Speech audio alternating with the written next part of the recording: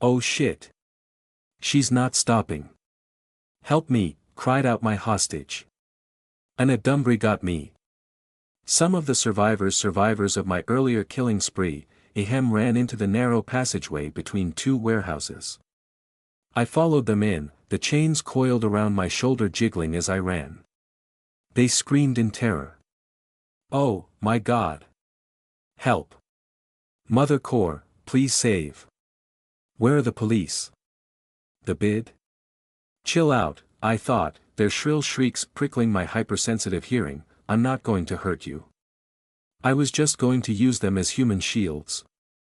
They froze as I blew past them, my hostage in tow, expecting to get hit. But I didn't bother with them, instead getting to the other end of the alley before they could exit. With me blocking their front, and the axe lady coming up from behind, the seven-cornered people despaired.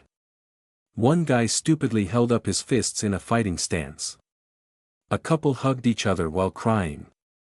The rest stuck to the walls, probably praying they had the power to phase through, or just stood still, waiting for the end. Axe Lady leaped up and bounced on the walls like a freaking ninja, avoiding the people between us. I raised my hostage overhead like an umbrella so she couldn't slash me from above. "PLE, please don't kill me," he begged the descending Axe Lady. She did a physics-defying mini-somersault in mid-air and landed behind me. I didn't have the time to be amazed, I didn't even turn around. As soon as I heard her feet touch the ground, I propped up my hostage, leaving him standing, and ducked as low as I could. It was as if someone pushed the remote button for slow motion as I concentrated on all my senses, feeling the wind, keenly listening to every sound, observing the slightly darker shadows moving on the ground. Right. I scooted right just as the axe came down, cracking the ground with its force. I was face to face with its ugly head sculpture. My gaze dropped down and saw that it cut off the end of my left boot including my toes. Ruah! My yelp was cut short as the axe raked across the floor, shoving me to the side. I dove away from the axe lady before she could pin me against the wall. All of that happened in a couple of seconds. Why what? What was that? Said my temporarily free hostage, not knowing what went on behind him and how close he was to getting sliced. When he saw me roll beside him, it clicked in his frightened brain I wasn't holding him. Ah!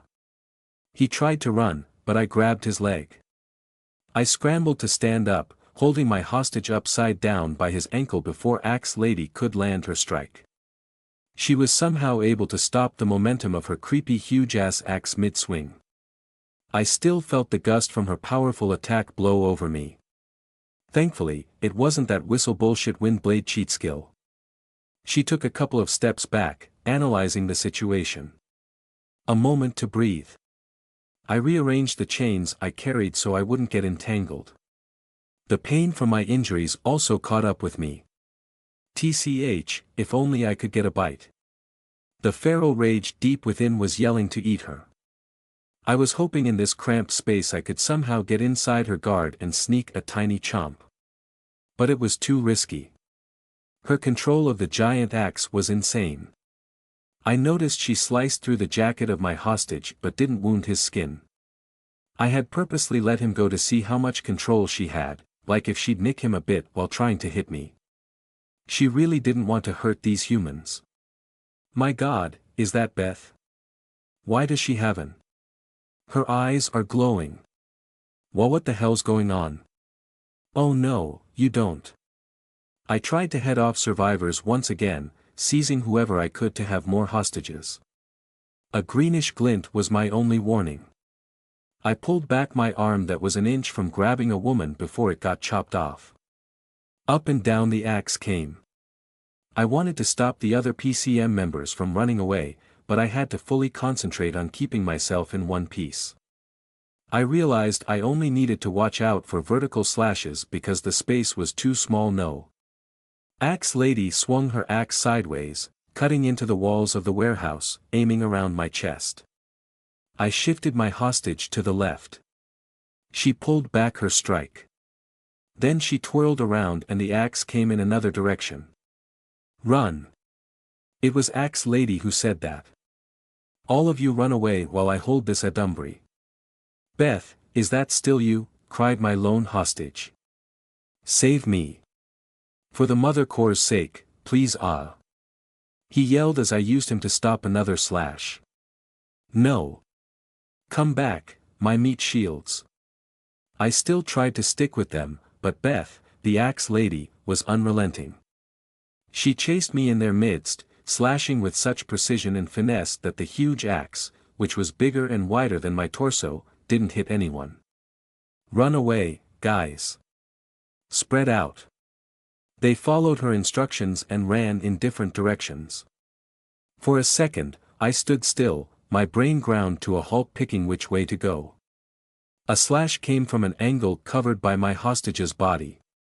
The axe bit into my hip, driving into my pelvic bone. It was my hostage being in the way that stopped it from cutting deeper. Grar! I roared, shoving my hostage into the blade. Axe lady yanked her weapon away to save the guy.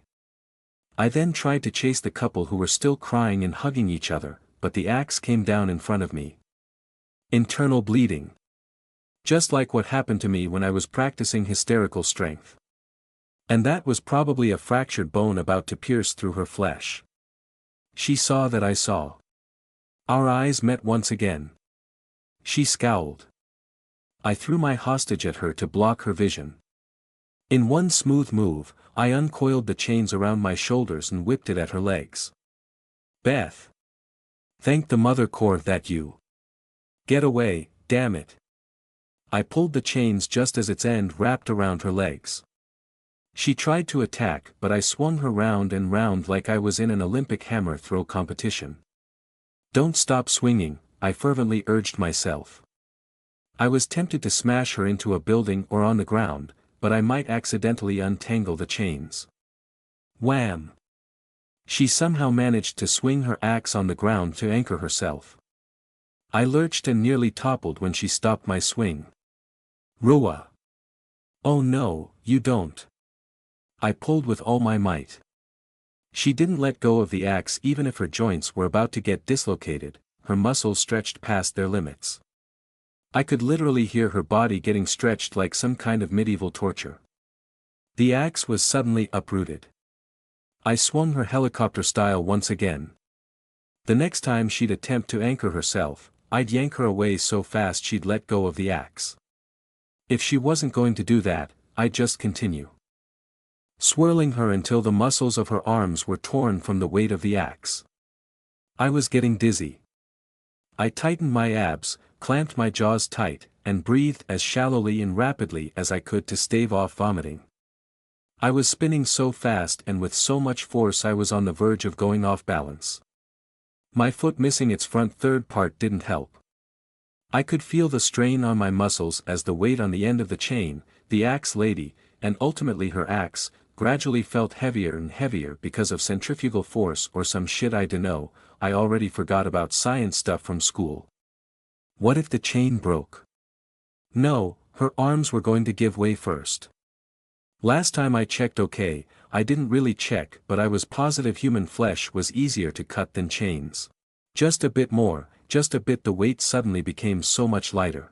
I spun out of control and tumbled on the ground, the chain whipping around like a tornado. I didn't know where Beth's body bounced off to. Finally, I thought. She let go of weight. I picked myself up and frantically searched where the axe went. It hit the cabin of a cargo truck near the stack of freight containers. That was fine as long as no one else could pick it up. Someone tumbled out of the cargo truck. A man who had a bloody stump for an arm wrapped with his shirt. He grabbed the handle of the axe with one hand and dislodged it from the truck's hood. I placed my hand on her chest. Still alive. Arm or leg? She'd probably choose to save her leg if she was conscious.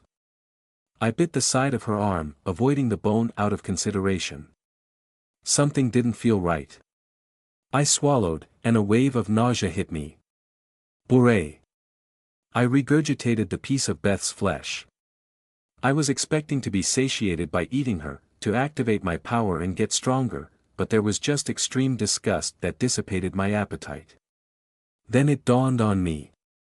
It's the axe. And there was only one way of defeating it. Make sure no one is alive to use it. I heaved the dying Beth on my shoulders. Hopefully, the stupid axe could sense she was still alive and avoid hitting her. I went to get some knives strewn amongst the corpses. The new axe man chased me. He dragged his weapon behind him with only one hand. He was definitely slower than when Beth wielded it. I threw the knives at him. He stopped and whipped up the axe as a shield. I charged towards him. The knives bounced harmlessly off the axe. I slammed into the face of the axe, pushing him with the momentum of my charge. Push. Push push. Bam. Bam. Bam. I alternated slamming against with the axe with my shoulder and punching it.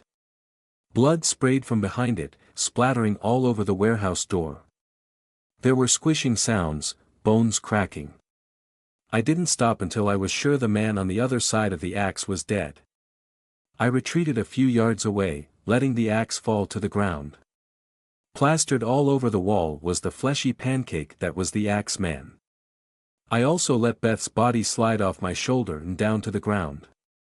Her eyes bulged out of her pinched head. She wasn't moving. I might have squeezed her to death too while slamming against the axe. Okay, I also really didn't mean to do this. I was panting. My shoulder was dislocated, my arm was broken. It was going to heal, no worries. And it was all worth it. I could have just run away after Beth let go of the axe. But I just wanted to win. Now it's over. Or not. The little boy dropped from the roof of the warehouse and picked up the axe. Was he watching us the entire time? That meant Romello and the SVS were safe. No way I was going to stay here and fight. Don't blame me, the boy said. I raised my brow. People always go after me thinking you're my power even if you're not. That's why I don't want to stay while you fight. He's talking to the axe, I realized. Only 2 people dead, that's not too bad. I just don't understand why you try so hard to whatever. The kid shook his head disapprovingly. And why were you trying to kill her? The kid paused as if listening to something. Was the axe legit talking to him? How was that possible? What was this axe? Oh well, that doesn't matter now. We already have what we need. What? What do you mean? He turned to me, curiously looking me over. I was ready to run. I see that's not our agenda. We need to talk to the others first. Our business for tonight is done. The kid sort of saluted me, the kind of greeting drivers do when passing a police officer along the road. Then he jumped away into the night and left me alone. I don't know what was that all about. I tilted Megaphone Man's head to the left. He had a bruise on his temple. He wasn't dead, just unconscious. His wound wasn't healing. A normal human. The megaphone was suspiciously missing though, the one he used to control the crowd. I recalled he did bring it up here on top of this freight container. The kid wanted that. I mean, he already got it, so why throw the axe at me? It seemed like they were buying time for something else. And that axe seriously wanted to kill me, or at least hurt me bad. Sirens. Quite far from here. Those should be the police called by the PCM members. I've been hearing them for about a minute now, but they didn't seem to be getting nearer. Weird. Maybe they weren't coming here. But where? The hospital? Phew, what a night.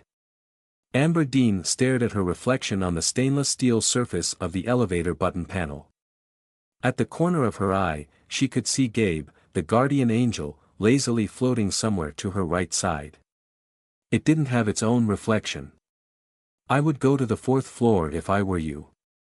Thanks for that, she thought, pressing the correct button. Dario, also known as Blank since they were on a mission, raised an eyebrow at her. She gave him a nod to confirm it was the instructions of her guardian angel. Then she scooted to the wall because she was weirded out by the stuttering and shuddering man in the middle of the elevator, a doctor of the hospital who entered just before the doors closed.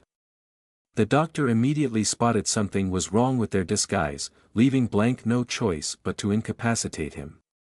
He placed his hand on the nape of the doctor's neck and used his power. Dean hoped it wouldn't leave any lasting effects on the poor doctor. Admittedly, their disguise wasn't particularly good. They had to make do with what they could prepare on short notice. Blank procured a couple of scrubs for them to wear. These were kind of the same shade of green as that used by the hospital, although closer scrutiny would show they were a cheaper variety. The ones they wore didn't even have embroidered hospital logos. This was what the shaking doctor beside her noticed right away. That was on top of the two of them already looking weird. Both of them wore wigs to hide their blonde hairs. They also wore medical masks to hide their faces. To add to their height, they placed 2-inch thick insoles inside their shoes. A couple of layers of bulky clothing underneath their baggy scrubs changed their figures a bit. Blank explained this would make it harder for anyone reviewing the security camera footage later to get an accurate description of their body shapes for investigation. It was just added precaution. If everything went well, no one was going to check the cameras anyway. As the elevator went up, Dean prayed to the Mother Core that her guardian angel wasn't making a mistake. She wasn't that religious, but she did believe the Mother Core was a higher being that protected humanity. And wasn't her power supposed to be made from an actual core? They couldn't distract the people at the front desk and search the computer terminal for Julie's room because cops were stationed there. Left with no other leads, they decided to trust the guardian angel in finding Julie. After all, it found Romello's room inside a hospital before. Blank pressed the button for the topmost floor just as they were about to arrive on the 4th floor. "So, our friend will be on his way," he explained. They alighted and left the doctor inside. Dean heard him mumble, What? What's going on?" before the doors closed and the elevator went up. Blank grabbed her arm and steered her into the left wing, away from the nurses stationed in front of the elevators. The two nurses there paid them no mind. One had his back turned to them, checking something in the cabinets. The other nurse was focused on her computer. Gabe was silent. Dean warily glanced at the security camera at the end of the hallway. As the two of them turned the corner, they ran into a couple of cops who were patrolling. She hugged the metal clipboard she carried close to her chest to hide her lack of a hospital logo. Blank nodded at them. "Everything quiet here, officer?" "Nothing much going on," said the gruff cop with a graying beard. "No one there but us." "And Luis doing his rounds," added the young cop who looked like he was fresh out of police academy. "I think he went to the other side of the floor." "The nurse? You know his name?" His partner shrugged. "Was chatting with him 'cause he was stressed they aren't allowed to go home, and that his family might get harassed because he works here. You know, the whole deal with being assigned to Adversary victims." "True that," grumbled the older cop. "We're all on the same boat here." He turned to Blank. "I thought it's, Luis, yeah. Isn't it Luis and that Chinese WOM? Her name's Mela, and I don't know if she's Chinese. Asian, what do I know? Aren't those two doing the rounds here? Dr. Sean Crawford told us to check something." Blank held up a folder full of scraps of paper. It was just a prop. "He went up the elevator just now. You can confirm with him later." Dean was surprised he had the foresight to check the doctor's nameplate. "Bah, no need. We done wanna hassle you guys further. Already stressful enough as is." True, Blank laughed, nodding at Dean. She chuckled with him. It came off a bit forced. "They didn't stop by the nurse station to ask about us. Did your guardian angel say anything?" "No, why? I was just wondering you didn't join in chatting with the police officers. I thought it said something to you." "Oh. That's why I didn't say anything. Because it also didn't say anything." "Isn't that too restrictive of an interpretation?" he said. Shouldn't you assume that if it's silent, then you're free to do most of everything and not mess up anything? You could have done a cartwheel in front of those cops and I'm sure nothing bad would have happened. Your guardian angel would have told you otherwise beforehand. Dean frowned. She understood what he was trying to say, but she still didn't agree. I don't think cartwheeling. My example was just an exaggeration. Take what happened when we stepped out of the elevator. Our choices were either to go right or left. We went left because I instinctively preferred left as I am left-handed. Your guardian angel didn't say anything, which meant it was right as incorrect. Then we met the cops. You didn't warn me about anything beforehand, like telling me to keep quiet, for example, so I assumed I should talk to them. The guardian angel looks at future possibilities, doesn't it? My future possibilities should mostly be me, acting as me. 10 out of 10 times I would have talked to those cops to avoid suspicion, which was why I did it without you telling me to do it. See what I mean? Yes. I haven't thought of it that way before. Just keep that in mind.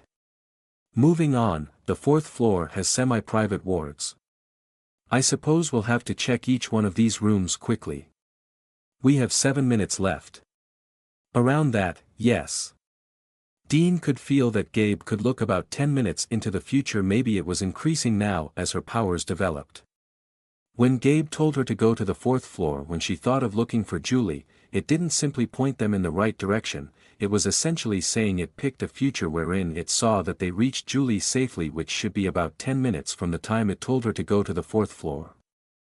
Okay, I'll take this side of the hallway, Blank said. You got her picture that Johann printed out? Yep. Here, attached to my clipboard. Let's find her then.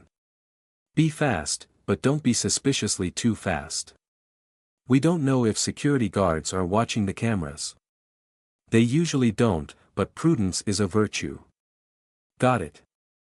She reached the first double doors on her side of the hallway. She peeked through the windows on the doors to check the room, even though the cops did say the nurse assigned here was doing rounds in the other wing. Prudence. The beds were separated by curtains, she wouldn't know if someone other than the patients was inside. Gabe will tell me if there's a problem, she reminded herself. She strode in with the confidence that she worked here. The lights were dimmed because the patients were asleep, but it was still bright enough that she could make out their faces. The 6 female patients were too old to be Julie. Is this the female side of the floor, she muttered, finding the next room with 6 more female patients, all asleep as well. If it was, Gabe really did take into account Blank going left as soon as they exited the elevator. Julie wasn't here either. After a couple more rooms, she found Blank waiting for her in the hallway. He pointed at a door. I found her, he said. Oh, that was fast. Barb also messaged me that she and MC are okay. They are just going to check out something. He pushed open the door for her. The last bed, he whispered. Thank goodness everyone here is asleep too. Shoo. Dean shone her phone's light on Julie's picture on her clipboard, and compared it with the brunette girl sleeping on the bed next to the window. Julie was just a teen, so it was correct to call her a girl, but it made Dean realize she was getting older. She scrunched her nose a bit at the thought. Blank questioningly tilted his head. Dean nodded hers to agree it was indeed Julie. He put a finger on his lips to indicate keeping silence, then pointed at the door. She understood he meant for her to stand guard. As she tiptoed back to the door, careful not to wake the other patients, she glanced over her shoulder and saw him putting his hands on Julie's forehead. She watched the empty corridor and tried to force herself to relax, a paradox in and of itself. Why am I always so stressed? I'm the one with the power to look into the future, kind of. Blank was right. If Gabe didn't say anything, then it was fine. Her guardian angel didn't make a pip when they scaled the tallest wall behind the hospital using Barb's power. Protesters couldn't climb that way unless they brought firefighter levels of ladders, so there was only a patrol team passing that section every 15 minutes or so. Gabe also was quiet when they broke into the hospital itself through a fire escape door. The only time it did speak tonight was once in the elevator, and when they passed through the main lobby after donning their disguises, telling them which persons to avoid. And even without her guardian angel's protection, Barb and MC were doing just fine guarding the way out the hospital's back wall, with Oberon's scouting fairy, Sneak, to give them a heads up of danger. I'm just overthinking things. Still, she couldn't shake away the feeling of anxiety. But this is normal, right? It was a human trait to expect to run into trouble when everything was moving forward without a hitch. Having a prescient pet, she expected she'd be less nervous about everything, but it might have just made her more paranoid. Right now, she half expected the cops they met earlier to come running back after finding out they weren't real nurses. Or the nurses stationed here would come to check up on them. Or that doctor would remember he met suspicious people on the elevator. Having everything proceed so smoothly was eerie. She shook her head. Instead of being stressed, she should be elated that once Julie's memory was erased, they'd be safe from the bid. Erend, especially, would be safe. Erend. In her attempt to distract herself from stressing out with their mission, her mind wandered to Erend's bloody clothes she found in the washing machine. What were Barb and Erend doing that day? Were they fighting? Fighting what? Dean's heart beat faster as a disturbing thought came to her. Adumbri eat people. Maybe not all of them, but she had seen more than enough Adumbri on the news killing and eating humans. The mutants made by the 2MS also ate many innocent people in the EVE arena. In turn, the brains of those mutants were processed by the 2MS for their Adumbri clients. Would a normal Adumbri like Erend just outright eat people? That would explain the blood. And it would also explain why Erend didn't tell her anything. Barb's sister Kelsey was an Adumbri, that was what she told them when they met for the first time. Did she procure humans for her sister to eat? Was she doing the same thing for Erend? Dean slapped her cheeks. What is going through my brain? This is too much overthinking at work. Surely, there was some logical explanation for the blood that didn't involve eating humans. Then her eyes widened, realizing that the noise of slapping herself might have woken up the patients. She swallowed as she turned to them. They were still asleep. Right. Gabe didn't say anything, so there should be no problem. She really should be more relaxed with having an ally with foresight over her shoulder. They must have had some really good luck that all the patients were sleeping. But there was something off with them. The patients here, as well as the other rooms she searched, all laid straight on their beds with their arms beside them. Not that it was weird to sleep that way, Dean herself slept flat on her back. But shouldn't a few of them be sleeping on their sides, turned right or left, or maybe curled up? At least have a stretched arm here and there. She knew Erend's preferred sleeping position was flat on her stomach. Dean approached the woman nearest her. Gabe didn't tell her to stop. She pulled down the covers and gasped at what she saw. The arms of the woman were strapped to the sides of the bed with restraints. She reached for the woman's shoulders and shook her. She didn't stir. But she was alive, her chest moved as she breathed. Dean rushed to Blank and found that he already discovered that Julie was tied to the bed too. I suppose you also found out, he said. I think they're sedated, said Dean. He opened Julie's eye and examined it with a small flashlight. You're probably right.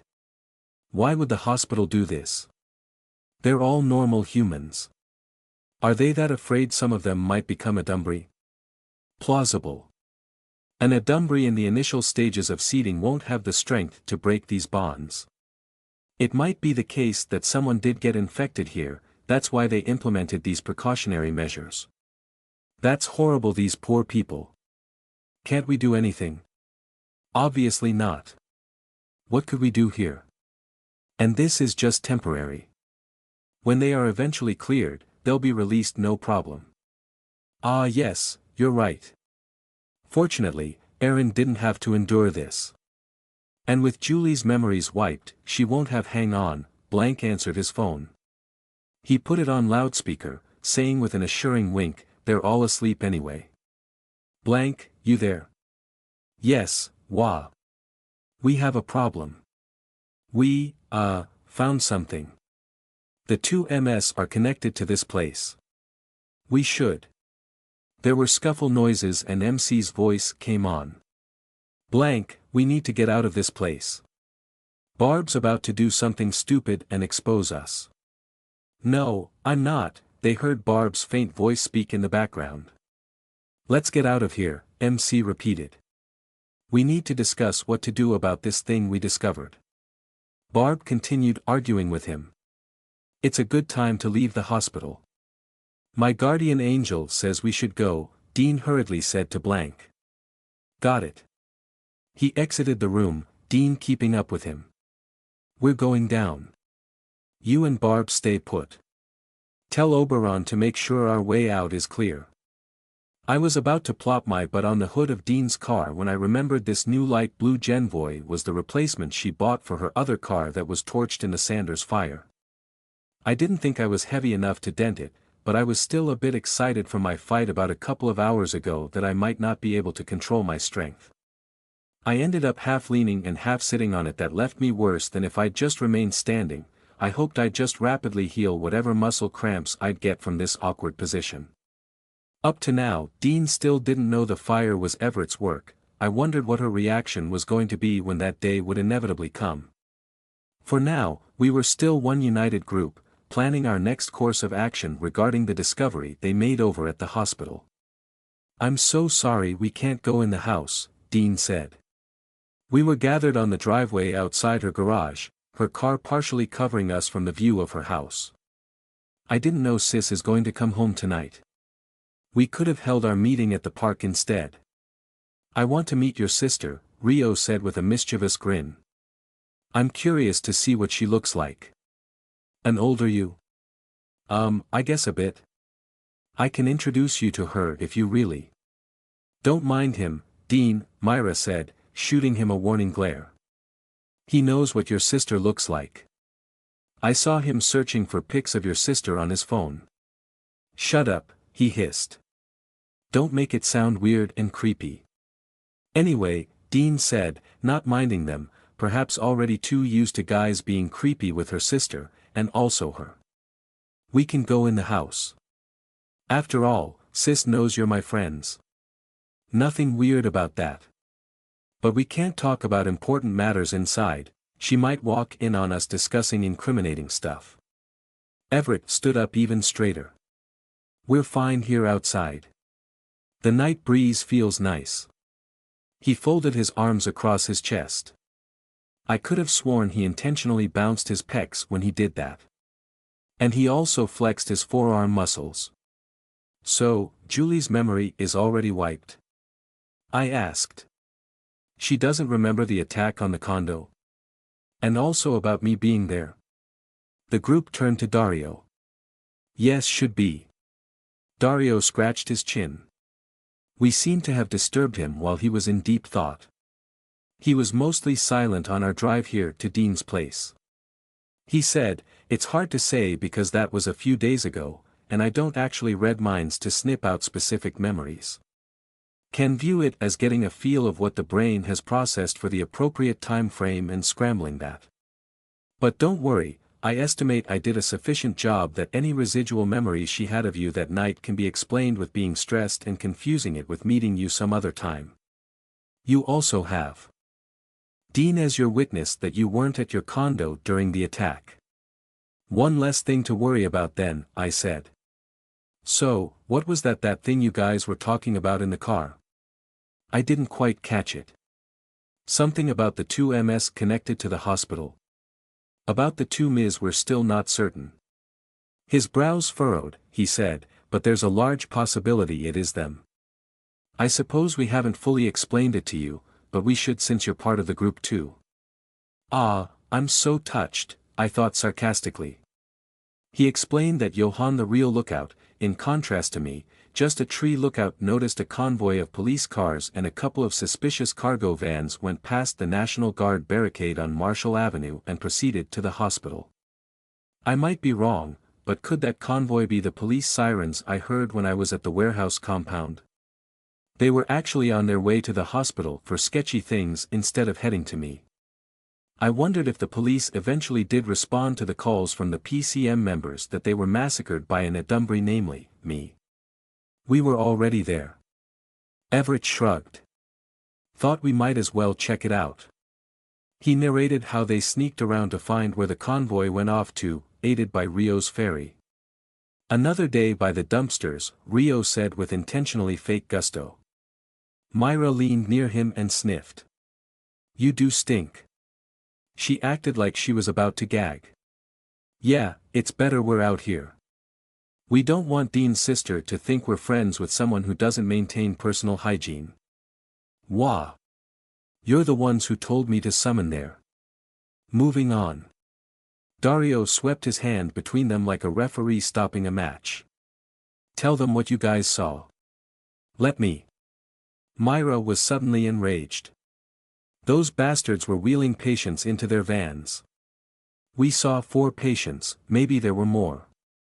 They were bound with those straitjackets and also tied to their beds with straps across their bodies. And they were also gagged and blindfolded. Everett chimed in, at first, we thought they were dead. Yeah. They looked like mummies with those tons of restraints. But then I realized that if those were dead bodies, then they should have been in body bags. And why were the police doing the moving? It really isn't their job, Johann agreed.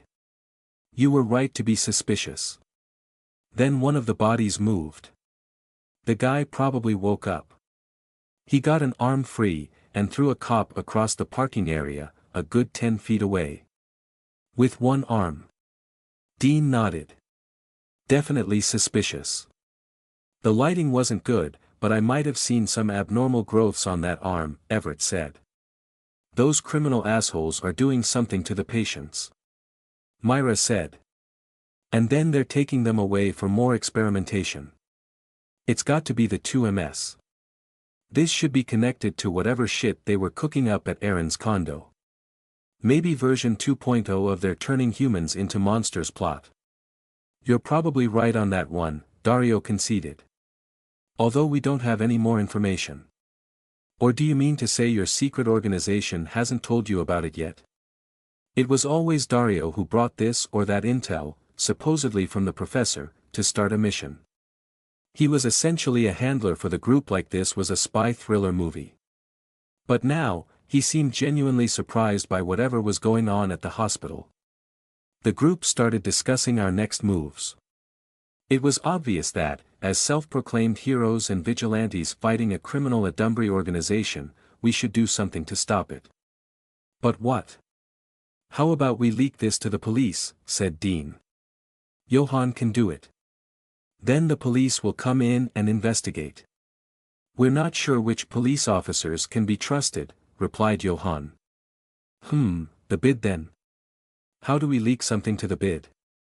What exactly are we going to leak? Myra said. Rio stared at her for a couple of seconds. Oh, I thought you were going to follow it up with an insult or something like never mind. We do some recordings of the horrors at EFU Medical Center. Go back in and video what they're doing there. We don't even know what exactly they're doing there. The discussion went on and on for several minutes. There were a lot of problems with trying to get evidence of criminal activities inside the hospital. For one, they only lucked out being present when the cops came to take some patients. They couldn't just break into the hospital and stay there until something suspicious happened, they also weren't sure if it happened every night. I drummed my fingers on the hood of Dean's car thinking how to get out of this because I wanted to go to sleep. I should have made some excuse early on that I was just a nominal part of the group. Now, they were even asking me for suggestions. What do you think, Aaron? Dario said. I sensed he was just doing it to make me feel included. But why? To appease Dean. Was he trying to get Dean on his side? She was the one with the most useful power among them all. I looked at my fingers, then at Dean's car. New car, old car. Sanders fire. An idea popped into my head. What if we set fire to the hospital? What? Dean exclaimed. We're not going to do that. Very straightforward, Rio snorted. Wait, I think Aaron is onto something here, said Dario. I mean not burn it and kill people. I was really tempted to glance over at Everett, but that was too suspicious. Just make a scare so that authorities would come and check it. Protesters would also take advantage of that somehow to clamor for patients to be moved away, stuff like that. Like set fire to an empty wing. If we're going that route, it might be better for it to be a bomb scare. I didn't know we're terrorists now, Johan said. Isn't that too much? We'll blame this on the protesters, Dario said. We can call ahead to warn the hospital, then rig a bomb to explode in an empty part of the building just to show the threat is real. We didn't reach a consensus on what to do with my arson idea, which now turned into a terrorist bombing attack. It wasn't going to exactly lead to the arrest of the two MS or their underlings, but it would surely lead to having the hospital evacuated. Okay, that's it for tonight guys, Dario said. Good job on our mission. However, we have a new problem on our hands. Let's sleep on this first, maybe we'll have more ideas tomorrow. I also have to check my stash if we need to make bombs. Oh, cheesecake tarts from Lion Patisserie, I said as we came to the kitchen counter to check what Dean's sister left for us. Lion was probably the most expensive gourmet pastry shop in the city. I always wanted to try their food, but I found it too expensive to buy for binge eating while watching movies. She says it's from an office party, Dean said, reading off a sticky note her sister left on the fridge. I remember her mentioning that their big boss was having his birthday. This must be it. We should thank her. Better not disturb her if she's already in her room. She must be tired. Ah, you're right. Is it okay if I have some? Go ahead. Dean grinned. I bit off the crust of the tart, nibbling around the custard filling. This is so flaky and buttery. Then I threw the creamy center whole into my mouth. Yum. Very good. I like to eat or drink sweet things after doing something stressful or tiring. Like after I had my little exploration of the city and ran into Clive and Trepanner, I bought a bottle of milk tea from the vending machine at my condo. Rest in peace, vending machine. If you want to eat other things, Dean mumbled, I can help you with looking for them. Huh? What do you mean? Just if you want something else to eat. Like now. I'm good with these. These tarts are awesome. It's also kind of late to order more food, and I'm not hungry. Dean blinked rapidly, struggling to put her thoughts into words. Not now. But if you want something to eat another time, don't hesitate to ask me for help.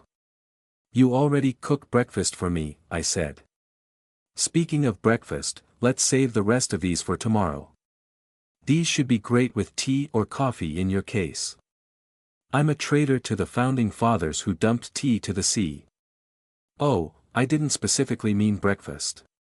She chewed her lips while looking at the floor. What's up with her? Did she suspect I was getting tired of her being clingy? That reminds me, I said. I'm really sorry for losing the hoodie we just bought. I gave her the story that I took it off when I was at the bar because their aircon was broken. Then a fight broke out among the drunk guys and I had to run, leaving it behind in my hurry. It was kind of close to the truth, minus the part that I actually threw it in a random trash can because it was crusted with dried blood. We should go get it, she emphatically said. I'll go back there, Tomo. No, just let it be, I interjected. I knew she'd think of getting it back. It was good that I headed her off now before she went there on her own and traced my trail of death and destruction. If we go there to retrieve it, then that's as good as admitting I was there tonight. Good thing I chose a generic-looking design, they'll just chuck it to a lost and found bin and forget about it. If it was something that looked expensive, they might go to the police, right? Okay then, she said. I won't go there. Hooray for bland design. Knock, knock, knock. I groaned as I turned over. I still want to sleep. Knock, knock, knock. Why did this feel familiar? I opened my eyes. I could make out the features of the room in the darkness. I was still at Dean's house. I wasn't sure what time it was. I usually woke up around 5 a.m., so it was probably earlier than that. Knock, knock, knock. Errand? Are you already awake? It was Dean. Must be something important. Coming. I said. My voice still raspy from just having woken up. I rubbed my eyes and rushed to the door. What is it, Dean? Let me in, she said. She was clutching her phone and had a worried expression on her face. Sis might overhear us if she's awake. I stepped aside. I just saw on the news that the mayor was arrested by the bid last night as he was coming home from the memorial event. It was all hush-hush, but some aide of the mayor leaked it, and the bid confirmed that it happened. Whoa, I said, the bid sure does move fast. So what will happen to the hospital now? I'm not sure. Maybe the two MS will stop their operations there because the mayor can't protect them. Never mind that for now, there's another thing that happened. She showed me her phone. It was a public advisory by the bid with pictures of persons of interests they were looking for. What is this? There was another Adumbree attack last night. About 24 people were either killed or injured. The bid says it was an Adumbree attack, but it could be one of the experiments of the two MS that escaped. This could be connected to what they're doing at the hospital. The thing is, the bid is looking for people around the scene of last night's incident. She scrolled down her phone and stopped at a familiar picture. And one of them is Romello. And that's the latest update on the Madagascar crisis, which has now spread to parts of southeastern Africa, said the male news anchor for XYTV's Good Morning California. He turned to his partner. Perhaps we should now call it African Adumbree crisis. What do you think, Lisa? Not if the Corbrings have anything to say about that, Frank, replied Lisa, the blonde anchorwoman beside him. The situation seems to be turning for the better with High Overseer Isolde deploying more of her flying fortresses. They may push the Adumbree out of mainland Africa just yet. Our thoughts and prayers to the people of Africa. The American people stand with you. And thanks to our field correspondent, Henry Leedy, for bringing us the news despite the dangers. Take care of yourself there, Henry. Frank, the anchorman, turned to a different camera and said, the American people too are suffering from Adumbree attacks, albeit at a much lower scale. We return to La Esperanza. This city just can't get a break. Right, Lisa? Right you are, Frank, she replied. She shuffled the papers in front of her. Yesterday, between 10 to 11 in the evening. Finally, I thought as I made my way around the cheesecake tart, nibbling all the crust off. It took them a while to get to the news I was waiting for. First was that thing with our mayor getting arrested, then the protests and riots during the memorial, then an update on the Madagascar crisis, and now the news about what I was up to last night. We go to our field correspondent, Melanie, who is at the temporary base of operations of the bid set up next to LEPD headquarters, said Frank. What's the update, Melanie? According to the bid spokesperson, Melanie said, they're in the process of identifying the bodies at the scene of the Adumbree attack. The state of the bodies is making it difficult to correctly count the number of casualties, but the bid maintains it should be less than 30 people dead and injured. Do we have a number of the ones dead and the ones injured? The bid still hasn't released a more accurate list of casualties, neither do we have the names of any of them. We'll try to get those as soon as possible, Frank. I adjusted my glasses. It'll take some time to get used to this new one and wondered why they weren't reporting the correct number of people I killed. I was sure the number of casualties should be much, much higher, with more dead than injured. They were downplaying my achievements, and that was disappointing. To be fair, killing normal humans wasn't much of an achievement to speak of. Still, It was a pretty normal human trait to want to see high numbers in most of everything except weight, I guess. Perhaps the bid didn't want the people to panic as much. They couldn't hide this adversary attack, because some survivors might have called their friends or families when they regained their sanity. An obnoxious word drowned the sound of the television. Dean went down the stairs, drying her hair with a cordless hair blower. That's the adversary attack where Romello was seen. Yeah, I said. Oh, you're getting ready for the event already? Since our mayor was arrested, in accordance with the city charter, the president of the city council would immediately become the acting mayor. And then he'd get some time to decide if he'd accept the position. If he rejected it, the city council would choose among themselves the next mayor who'd hold office until the next regular elections. The city council president, being a staunch opponent of the previous mayor, and having lofty political goals himself, was going to announce his acceptance around lunchtime and have a whole grand celebration. It's not a casual event, so I have to really dress up, she shouted over the noise of the hair blower. I'm going to need a lot of time to prepare. Sis would disown me if I showed up there looking like a hobo. Anything below fancy is a hobo to her, and she has a very high standard for fancy. One of the boyfriends of Dean's sister was the executive assistant of the previous mayor. He betrayed his former boss and provided information to the bid that led to the mayor's arrest. Can't really blame the guy. He probably did it in return for immunity from prosecution or something. This guy was now cozying up to the next mayor, which led to Dean getting dragged in by her sister to the event. Kind of tone-deaf to have a party with the state of the city. What did you say? Dean loudly said. I said I hope you're not going there dressed in a long gown. Don't be absurd. Oh, look at the TV. She turned off the blower. Rumors abound that the infamous Red Hood is the adversary involved in last night's grisly attack, said the reporter named Melanie. However, we don't have any confirmation of this because no pictures or videos of the adversary that appeared are available.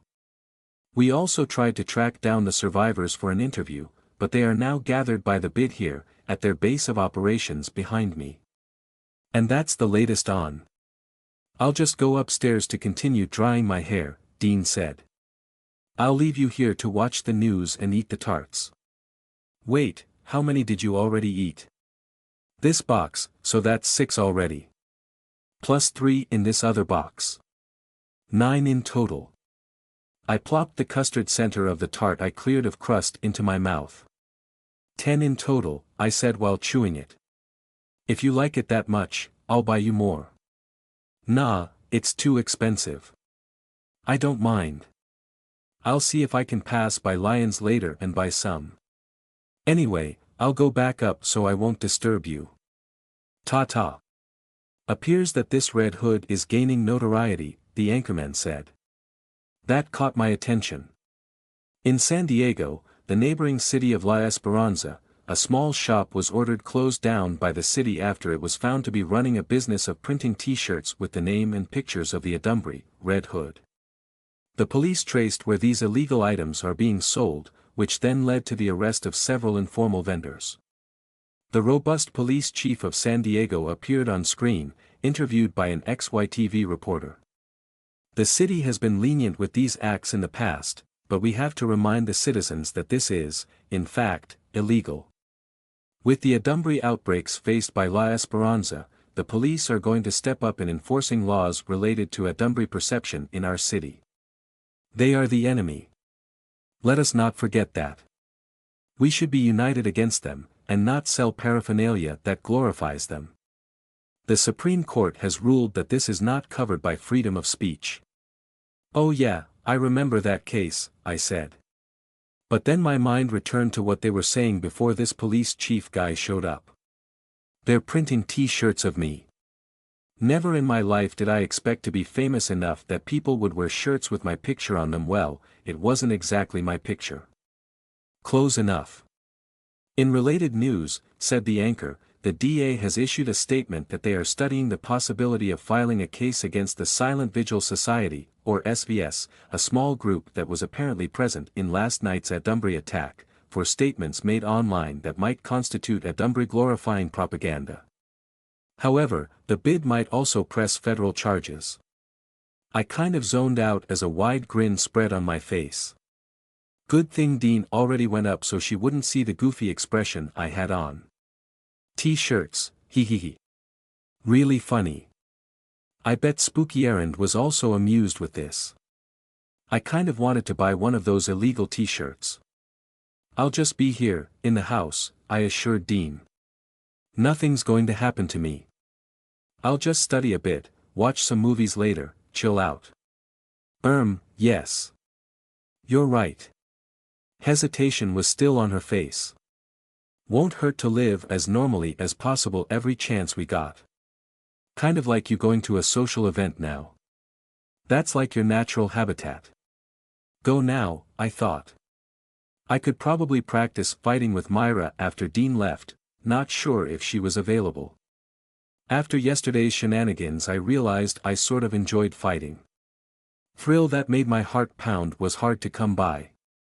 Or it could be my Blanchett form allowing me to experience such an extreme emotion as bloodlust in battle that made it enjoyable. Whatever, Dean said, rolling her eyes at me. She faced the mirror near the doorway and did a little twirl, which almost seemed like a magic trick on her precarious stiletto heels. What do you think of my outfit? And don't say you're beautiful as always, because that's such a guy thing to say. I've heard that said to me so many times. I faked a cough and muttered, humble brag. I wasn't, she protested with a grin, lightly slapping my shoulder. What I meant was guys say that when they're hitting on me because they can't spare the brainpower to think of an imaginative compliment. Still humble brag. Let's see imaginative compliment, huh? I folded my arms across my chest. I suppose you've been complimented having an hourglass figure plenty of times already. I see you're wearing your favorite pencil skirt. Well, it really shows off the curves of the lower half of your hourglass body. Compared to if I wore that, then it'll be apt for its name. So my imaginative compliment is nice work on making a pencil skirt not look like a pencil. I gave her a thumbs up. She chuckled. Don't say that, I'm sure you'll look good in a pencil skirt too. We should petition for a name change, I said, entertained with a bit of banter despite myself. The two of us had been together for a while that I should probably act a bit closer to her like I was getting out of my timid shell. The point of pencil skirts is to accentuate curves. So why is it called a pencil skirt if the goal is not to be that shape?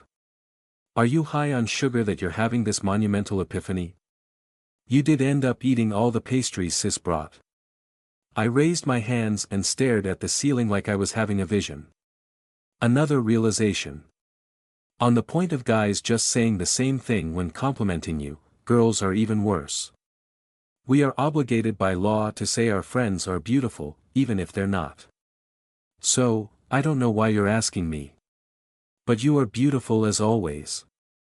The two of us high-fived each other while laughing. Dean had to bend down because her heels made her even taller. It wasn't as high of a five for her. I'll get going now, she said.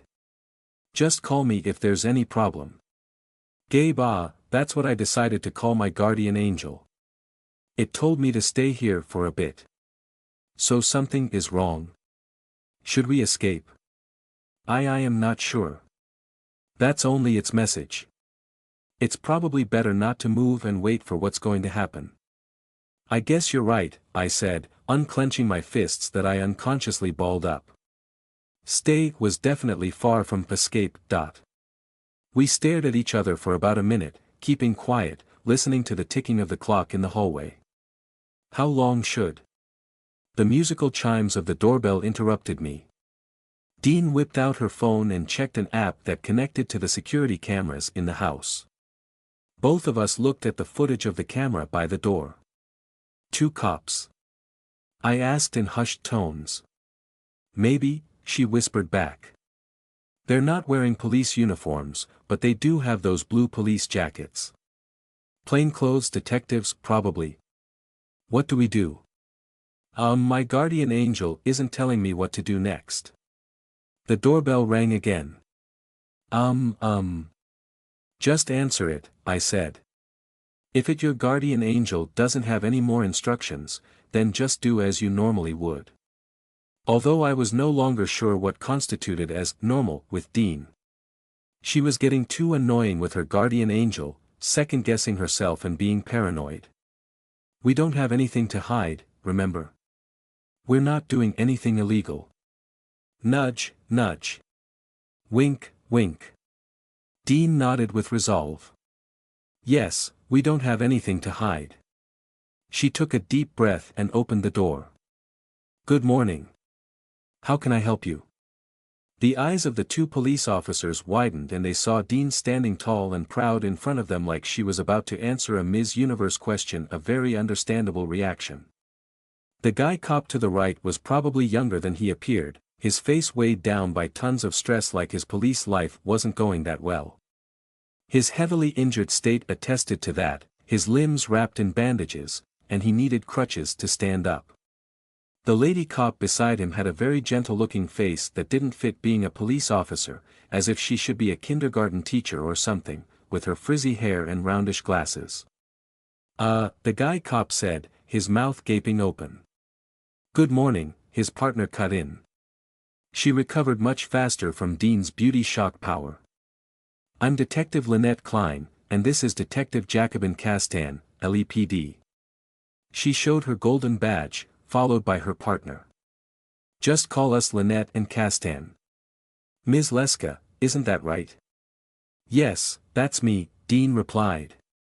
Or are you looking for my sister? Leska. I stifled a giggle. I hadn't heard Dean's surname for some time that I nearly forgot what it was, which shouldn't happen because we were besties forever, and we sort of became friends because of her surname. It was an Albanian surname, Dean being like 1/16 Albanian or something. She assumed I was part Albanian too because of my name, Erend. I'm not. But she sort of adopted me as a friend afterward. Detective Lynette said, we're looking for you. She stepped to the side to get a better view of me behind Dean. And Ms. Erend Hartwell, I presume? I timidly nodded. She adjusted her glasses. We have a few questions to ask if you don't mind. I mind. We're not legally required to answer any questions, Dean said matter-of-factly. Here we go with the first-year law student syndrome. I was about to step in when I realized this was the correct reaction. It sounded like something a guilty person would say, but considering we were inexperienced law students sent to an expensive college by our well-off families, this was expected behavior from us. But it was kind of too aggressive for Dean's personality. We won't take much of your time. If we can step inside. And I don't think you have a warrant to come inside my house. As law students, we know our constitutional rights. Law students from Cresthorn Law, Lynette said. One side of her mouth curled up like she was trying to stop a smirk. Then, opposite her gentle appearance, she becomes all businesslike and rapid-fired her words. I know that you know we can't force you to answer our questions. And you're right, we don't have a warrant. However. Then we shouldn't waste time here, Dean said. She put her hands on her hips and swayed a bit to the left, acting all sassy-like. Very uncharacteristic of her to be haughty. Unless we're official suspects. Then perhaps we should call our lawyers. And even if we are, you still can't enter my house without a warrant. If we're done here, I have something to attend. You're not suspects of anything, Ms. Leska. Detective Lynette shot a look to her partner before saying, which is surprising that you're acting this way. I can act this way because I am not breaking the law. I should call your. You can file a complaint later. But we would appreciate it if you answered a few questions now. Again, you're not legally obligated to do so, but it'd be swell if you cooperate. Oh. Why was Dean acting this way? She should have at least asked what they wanted. This wasn't first-year law student syndrome anymore, this was just being an ass. I looked down and saw Dean's hand, hidden from the view of the cops behind her but, waving at me. Oh, so it's the guardian angel's instruction. Obviously, I didn't know what I was supposed to do next. But the guardian angel assumed I did. So, maybe I do know. If Dean was behaving like this, and I could only act following the errant face I had on, then there was only one direction for me. Dean, let's hear what they want to ask first, I said. I turned to Detective Castan to start a new track. Essentially, we were going to good cop, bad cop, the cops, or that was what I interpreted to be the guardian angel's plan. We do want to help the police. Ms. Hartwell, Detective Castan said with an acknowledging nod. How are you doing? I'm sorry, we should have asked how you are first after your experience. Or lack of it, I said. I was really lucky I was staying here at Dean's house when the Adumbrey seeding outbreak happened. But I'm also really devastated that all the other residents, my God. I pretended to shudder. I still can't believe all of this happening in our city. You're lucky you have a good friend in Ms. Leska, Detective Lynette said with a slight sarcastic tone, giving Dean a snide glance. Anyhow, Ms. Hartwell, we are doing a follow-up of the occupants or recent visitors of your condominium building. We saw that you came in for testing and that you're temporarily living with Ms. Leska. We're working our way down a list and we're not supposed to visit you yet, explained Detective Castan. But because of a new case that cropped up which you might have some information related to it, we decided to visit you now. A few questions, that's all. I am fine. You're not going to be late for your event, Dean. I might be, she huffed, sticking her chin up. Detective Castan stepped forward before his partner could get another word in. I'll handle this, Lynette. She frowned at him but moved back. 5 minutes tops. We can talk here outside, no problem. He did a quick look down at his injuries as if to elicit some sympathy. First is about Mr. Romello Staton, he pressed on before I or Dean could reject him. I assume you heard about what happened to him. Snippet groups of my fellow law students are talking non-stop about it, Dean said. Seems like he got entangled with that whole Adumbrey business last night. He was probably just doing advocacy work and was mistakenly connected to them, I said. The Romello I know wouldn't do anything illegal. I don't think his advocacies will connect him to those crazy protesters like the PCM and SVS. Oh, I almost forgot, said Dean. You're classmates with him. Criminal law, yeah. I'm sure it'll all be cleared up when he shows up. Right, Detective? Detective Castan shook his head. Well, that's the problem. We don't know where he is. He might be in danger. And you expect us to know? Dean interjected. I barely know the guy. I don't think I've talked to him yet. No, Ms. Leska. But Ms. Hartwell probably knows more about him. We were thinking that you might have some leads for us. Apologies in advance if my assumption is wrong, or if this is too intrusive, Detective Castan said, but did you have a relationship with Romello? In a romantic sense, clarified Detective Lynette. If you don't mind us asking. I didn't have to act shocked for that one. No, we don't. What made you think that? He accompanied you to your condo on January 21st. 21st. Oh. I gasped. That's the day he was attacked. He didn't go in my condo if that's what you're implying. I didn't even allow him to go near the building. He was just with me on the train and walked with me a few blocks from the station. That's it. I really don't know anything much about him. We weren't close or anything. Why were they asking about this now? I thought Dario's secret organization handled this, that was what Myra led me to believe. I decided to throw in a crumb to appear cooperative. He may have liked me, I guess. But we didn't talk much after he was, beaten up and hospitalized. I see, Detective Castan said. One more thing before we move on to the next matter. Have other police officers questioned you about Romello getting attacked? I shook my head. This is the first time, Detective. Didn't these two get the memo to lay off me from Dario's secret organization? Or were these guys a couple of honest cops that might have accidentally stumbled across the cover-up and decided to snoop around to find out what was going on? Thank you for answering honestly, Ms. Hartwell. The next matter is about Julie Conti. Do you know her? I controlled my eyes not to flick over at Dean. If my eyes wavered, they might suspect something was up. How do I answer this? Admit I did know her or deny? Dean was silent. Her guardian angel wouldn't be able to help. Any negative consequences from my answer here would occur far from the 10 minutes it could see in the future. I'm not sure that name sounds familiar, I answered uncommittedly. Let's play this by the ear. She's also one of the residents at your condominium, he said. Yes, she's alive, Detective Castan said. Lynette and I found her near the ruins of a building a few blocks away from your condo. We suspected she ran there while being chased by an adversary. Frigging lucky we got there just in time to save her from one, said Detective Lynette. And also frigging lucky the adversary decided to run away instead of attacking us. Ms. Conti wasn't in a good state at that time, Detective Castan explained. She was mumbling nonsense. It might be the shock from the numerous monsters showing up and killing her family. However, she did mention your name. It is an uncommon female name.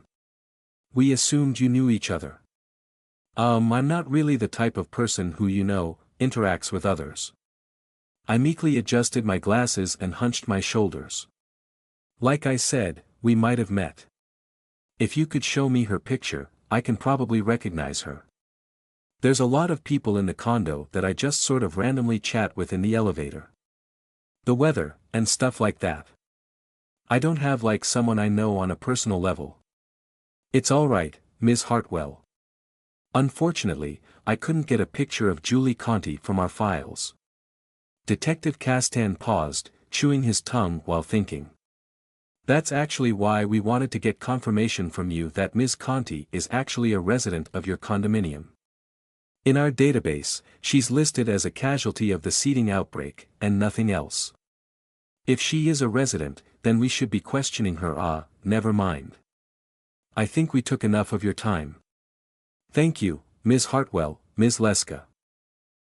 Pleased to help, Detective, I said. Although we really weren't much help. He gave me a card. Don't hesitate to call us if you remember something. After the two detectives left, Dean stayed for about 5 more minutes just to make sure they weren't coming back and that I wasn't in any danger. She also considered not going to the event at City Hall. I'm not sure how angry Sis would get if I ditched her, she said as she sat inside her car. She's kind of scary. Just go already, I said. I leaned over the car window. You worry too much. We already talked about this. But that was before those detectives passed by. What if you came with? No, thank you, I thought. I didn't want to dress up and mingle with people right now. Too tiring. I bent down to get closer to her and draped my hands over the car window sill. This was to make sure she wouldn't go out of her car. Dean, after all this time, after everything we've been through, I'm still fine, okay? And I've been through a whole lot more than you. I can technically pull rank on you. Hey, it doesn't work that way. Well, I decided that it does because I have a higher rank than you, I said, poking her cheek.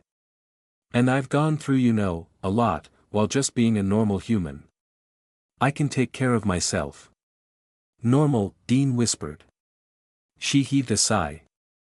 Yeah, you're a very strong person, still smiling and still being you, after all your experiences. She met my eyes wearing a very weird expression that I couldn't read.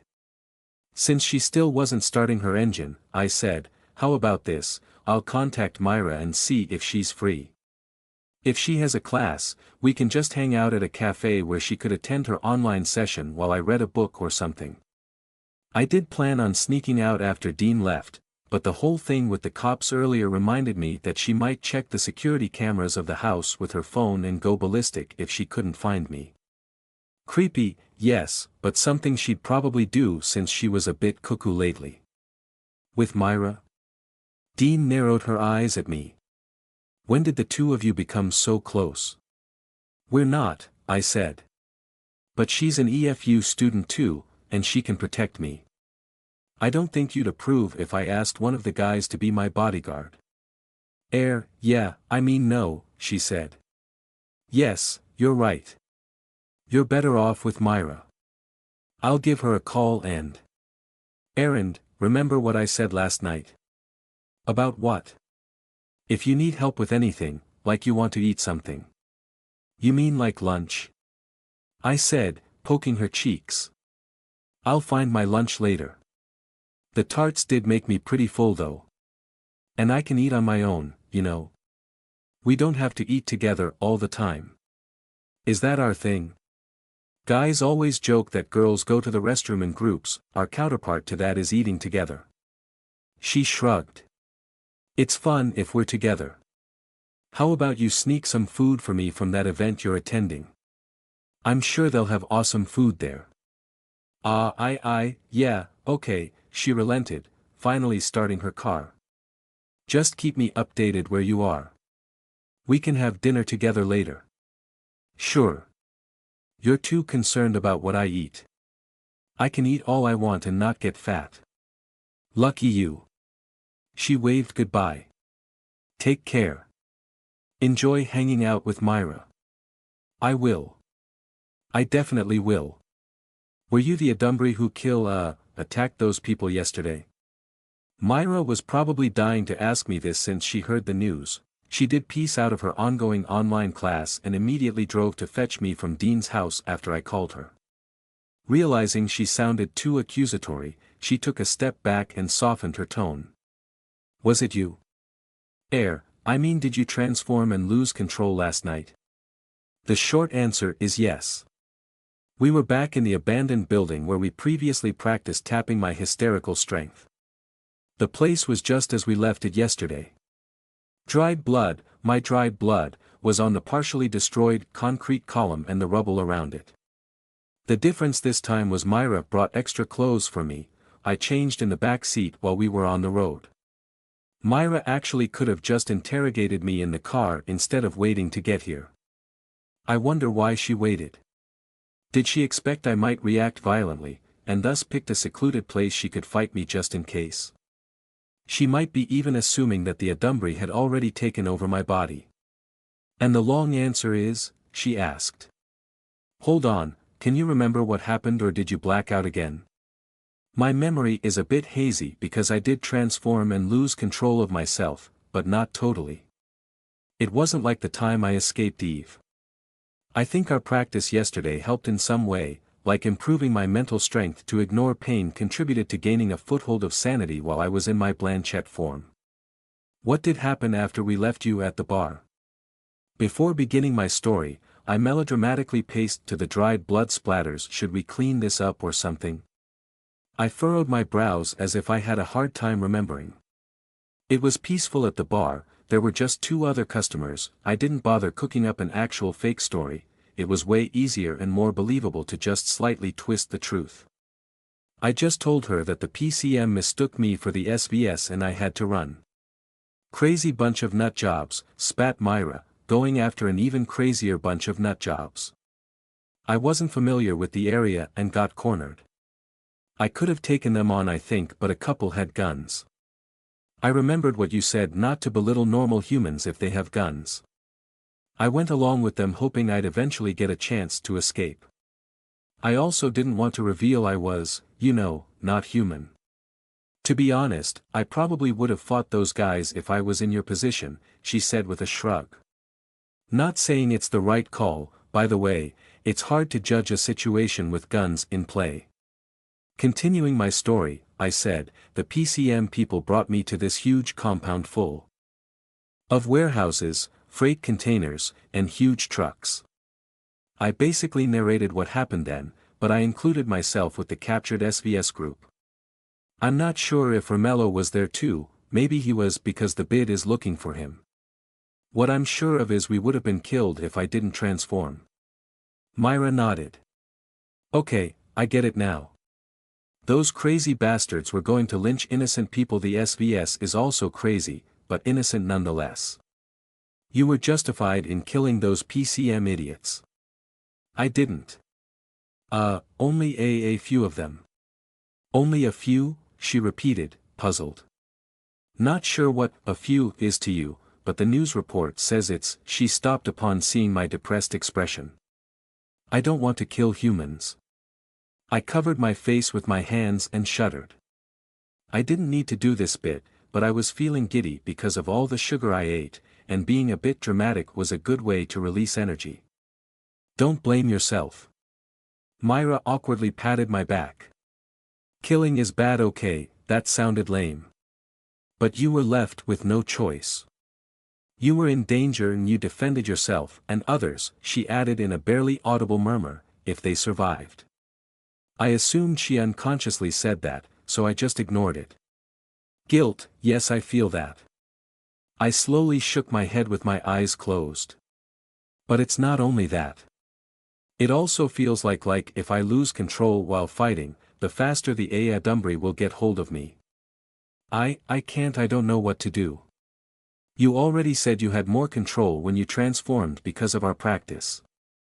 Which means you need more practice. Yeah, you're right. That's actually why I called you. If only I had more experience fighting, I could have fought those people even if they had guns. As much as possible, I don't want to transform. If I can fight as just me, that'll be great. Let's practice with you as just regular Errand, and then we'll try to see if you can control yourself as Blanchette. That was our deal, wasn't it? I teach you how to fight, how to get stronger and use your powers, and you help me find Kelsey. Thanks, Myra. I weakly smiled at her. Perk up now, she said, giving me an awkward smile in return. And don't think about the people you kill or, don't think about what happened. At all. You don't want to stay up all night thinking about them. Trust me, I've been there. Better not to watch the news too. They're incorrectly reporting the casualties. I assumed you attacked some of those PCM guys and then the rest ran away. But the news says there are many. Many people did die. But I already told you it wasn't me. Wah. I don't understand. I think the media is underreporting the casualties. But it wasn't me or mostly not because of me. Another adversary was there. I described the kid with the axe and his powers, and my fight with him, but I did kind of switch our places in the narrative. I swear I tried to avoid hitting other people. But I was just so scared that I might have injured a few as I scrambled to escape. An adversary with an axe. We haven't. So many people died, just so many. Some deaths are because of me. The adversary was chasing me and killing everyone in the way. It's my fault that. Errand. She held my shoulders. I looked up at her. That adversary killed them. Not you. Get it? I nodded. You're not responsible for everyone's lives. Don't think about that anymore. We should focus on this new adversary. Ah yes. Could he be with the 2MS? We haven't met or heard of this kid before. And isn't that weird that he's a child? It could be an experiment of the 2MS. That's the second reason why I wanted to meet with you. I didn't want to tell anyone else about the kid adversary I met, not even Dean. It'd be hard to come up with a story of how I ended up at that place. But I had to tell someone, and it's either you or Johann. You were right to tell me about this, Myra said. Speaking of Johann, he did some digging about that warehouse compound. He found out it was owned by Dawson Stevedoring something. It's a long name, I can't exactly remember it. The point is, this Dawson company is one of the known business fronts of the 2MS. So, it's really them. I said, acting shocked. Figures. Who else would be experimenting on making children adversary? There was something else that bothered me about this whole thing. This Dawson company, I think I've seen their logo before. The docks where we saved you. It was the same company. Yep. This whole thing got the fingerprints of the two MS all over it. The EFU Medical Center. The Dawson warehouses, which aren't that far from the hospital. Perhaps the PCM too. Capturing the SVS could be a fake story to trick the protesters into gathering more experiment subjects for the 2MS. Somehow these are all connected, and we just don't know how. Myra grilled me for more details concerning that night, taking down notes to share with Johan. I could tell she wasn't completely on board with my story about a new adversary, which was funny because that part was actually true. I bet she was half thinking I was making up shit because I didn't want to admit to killing a lot of people. Overall, I think I did a pretty good job keeping my story straight. If Johan could get information from the bid investigation that conflicted with what I told Myra, I could just chuck it to faulty memory due to my wild transformation, or that the bid was covering something up. My story was mostly true anyway. It was just a matter of who killed who. And who cares about that? I'll talk to Johan after our practice, said Myra, and we'll come up with some way to share this with the group without mentioning you. The stuff he dug up about the Dawson Company should be a good start, but we also have to tell them about this new adversary. I bet they're from the Red Island.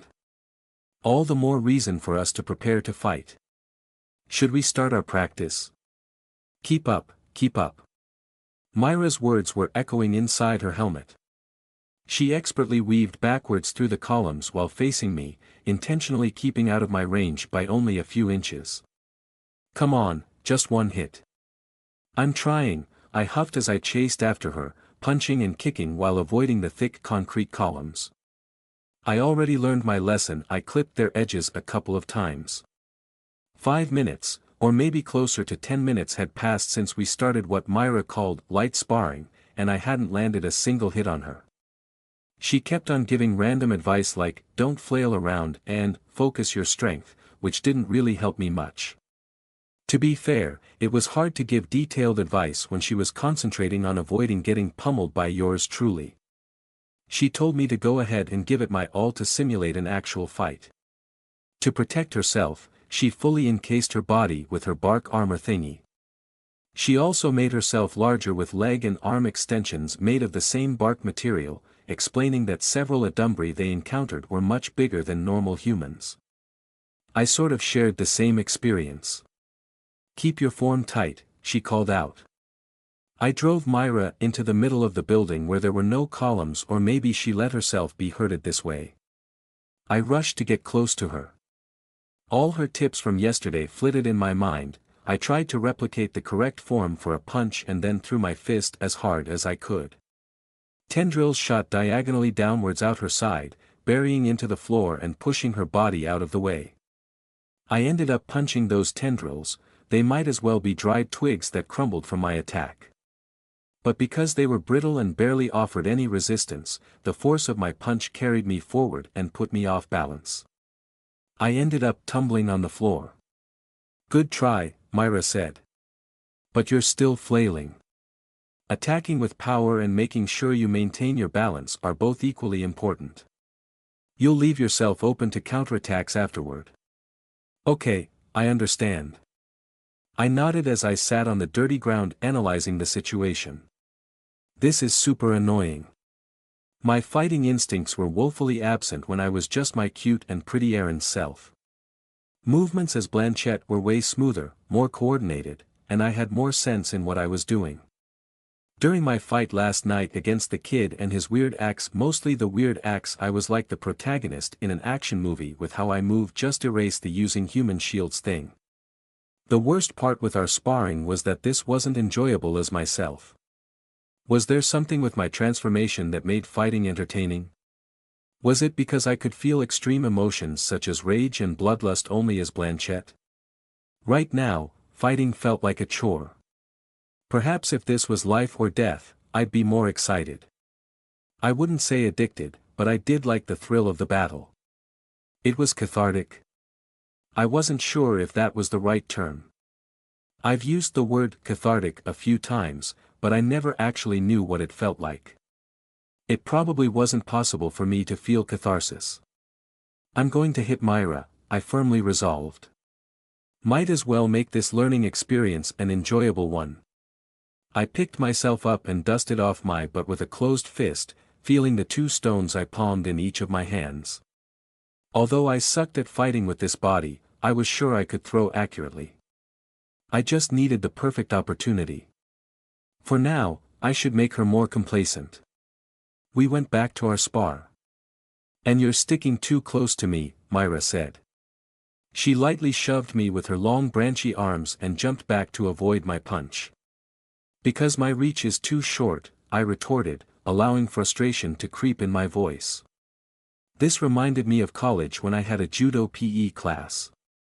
It was so irritating getting paired with a much taller girl. I couldn't get a hold of them, they'd grab me straight away when I approached them. That's why it's best to attack from a distance. I know, I said. But throwing stuff from afar won't do much. Our fighting continued, and she was starting to get more relaxed. She poked me a couple more times, and I just let her. Just a bit more. She shoved me again. This was it. I hooked her arm and pinned it to my side.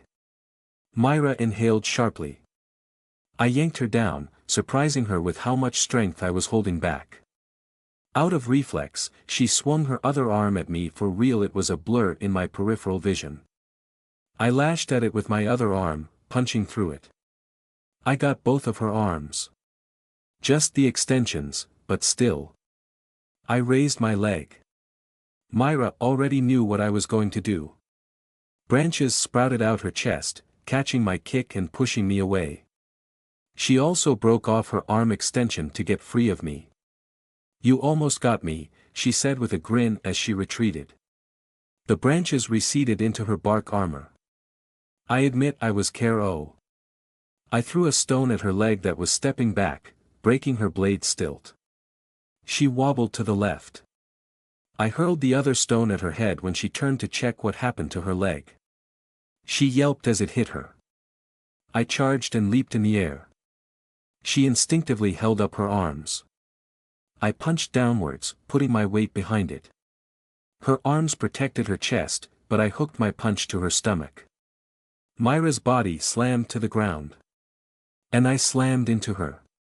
She bounced up and we hit each other again because my arm was stuck in her armor. The impact dislodged my arm and threw me off. I rolled several feet away. Shit, my arm hurts. I quickly picked myself up. I could feel my finger bones were broken. I looked down at my arm. My skin was scored like a roast pig. Shards of the bark armor were buried deep in my flesh. Blood coated my fist, some mine, most hers. Did I? Oh, wait. Myra! I exclaimed, rushing to her side. Move out of the way, people, concerned friend coming through. I'm so sorry, I didn't mean, oh my god. I broke your armor. She coughed up blood.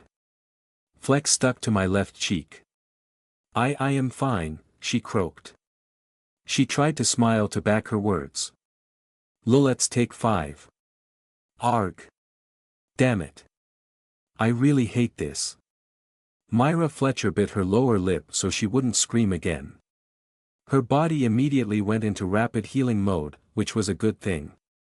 The bad thing was it started by pushing the shards of her armor lodged amongst her innards out of her body. It was literal hell as their jagged edges scraped her insides on their way out. It wouldn't be this painful if these were just bullets instead. Maybe it would have been better if she didn't wear any armor. However, the flip side was that Erend would have certainly caused more damage. Myra, you're bleeding so much, Erend nervously whimpered as she cleared the armor to get a better view of the wound. Let me see. There's a hole in your stomach. Oh my god, oh my god. What do I do? She tried to put her hands on the gaping wound. Don't, was all Myra could say. She swatted Erend's hands away or else they'd stop the shards she was expelling. Just tell me if you need me to do anything. Nothing. Just chill. Myra shallowly breathed, enduring the process of expelling the pieces in determined silence. As she sucked the rest of her armor back into her skin, she suspiciously eyed Erend. Did she intentionally do it? If she did, then it meant she wanted to hurt Myra as some form of revenge. Very understandable. I'd hate me too if I was in Erend's position, Myra thought. She couldn't blame her for that, but she also didn't want to get a surprise betrayal someday. Still, it didn't feel like something the timid Erend she knew would pull off. Was this the adversary inside Erend rearing its ugly head? It could be influencing her to get angrier at me. Either case was dangerous. She should be careful not to get stabbed in the back someday. Or maybe she was overthinking this. It was likelier Erend simply got caught up in the heat of the fight and got a lucky hit in. I did tell her to give it her all. Erend. Yes. What can I do? Your cheek. My blood, sorry, I coughed on you. Erend wiped her left cheek. It's okay. I'm sorry too, for doing this to you, she sheepishly apologized. Myra hissed through gritted teeth as she sat up. Catching Erend's worried expression, she clamped her mouth shut to stop herself from making any more noises.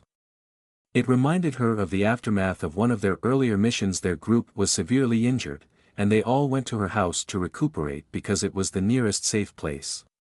She didn't expect Kelsey to be home that time because she was supposed to have a class, but it turned out it was cancelled. Her sister had the same look of concern Erend was giving her. And it inexplicably irked her. I've got the fastest healing speed out of all of us with artificial cores. That'll be fixed in a jiffy, don't worry. I punched shards into your stomach. Of course, I'd be war. Myra was starting to get irritated.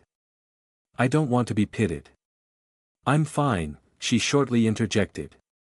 She grabbed Erend's hand and pressed it against her wound. She stopped herself wincing from the pressure. It's healing nicely. Can you feel it? Ah. The hole already closed up. Just give me a few minutes. What?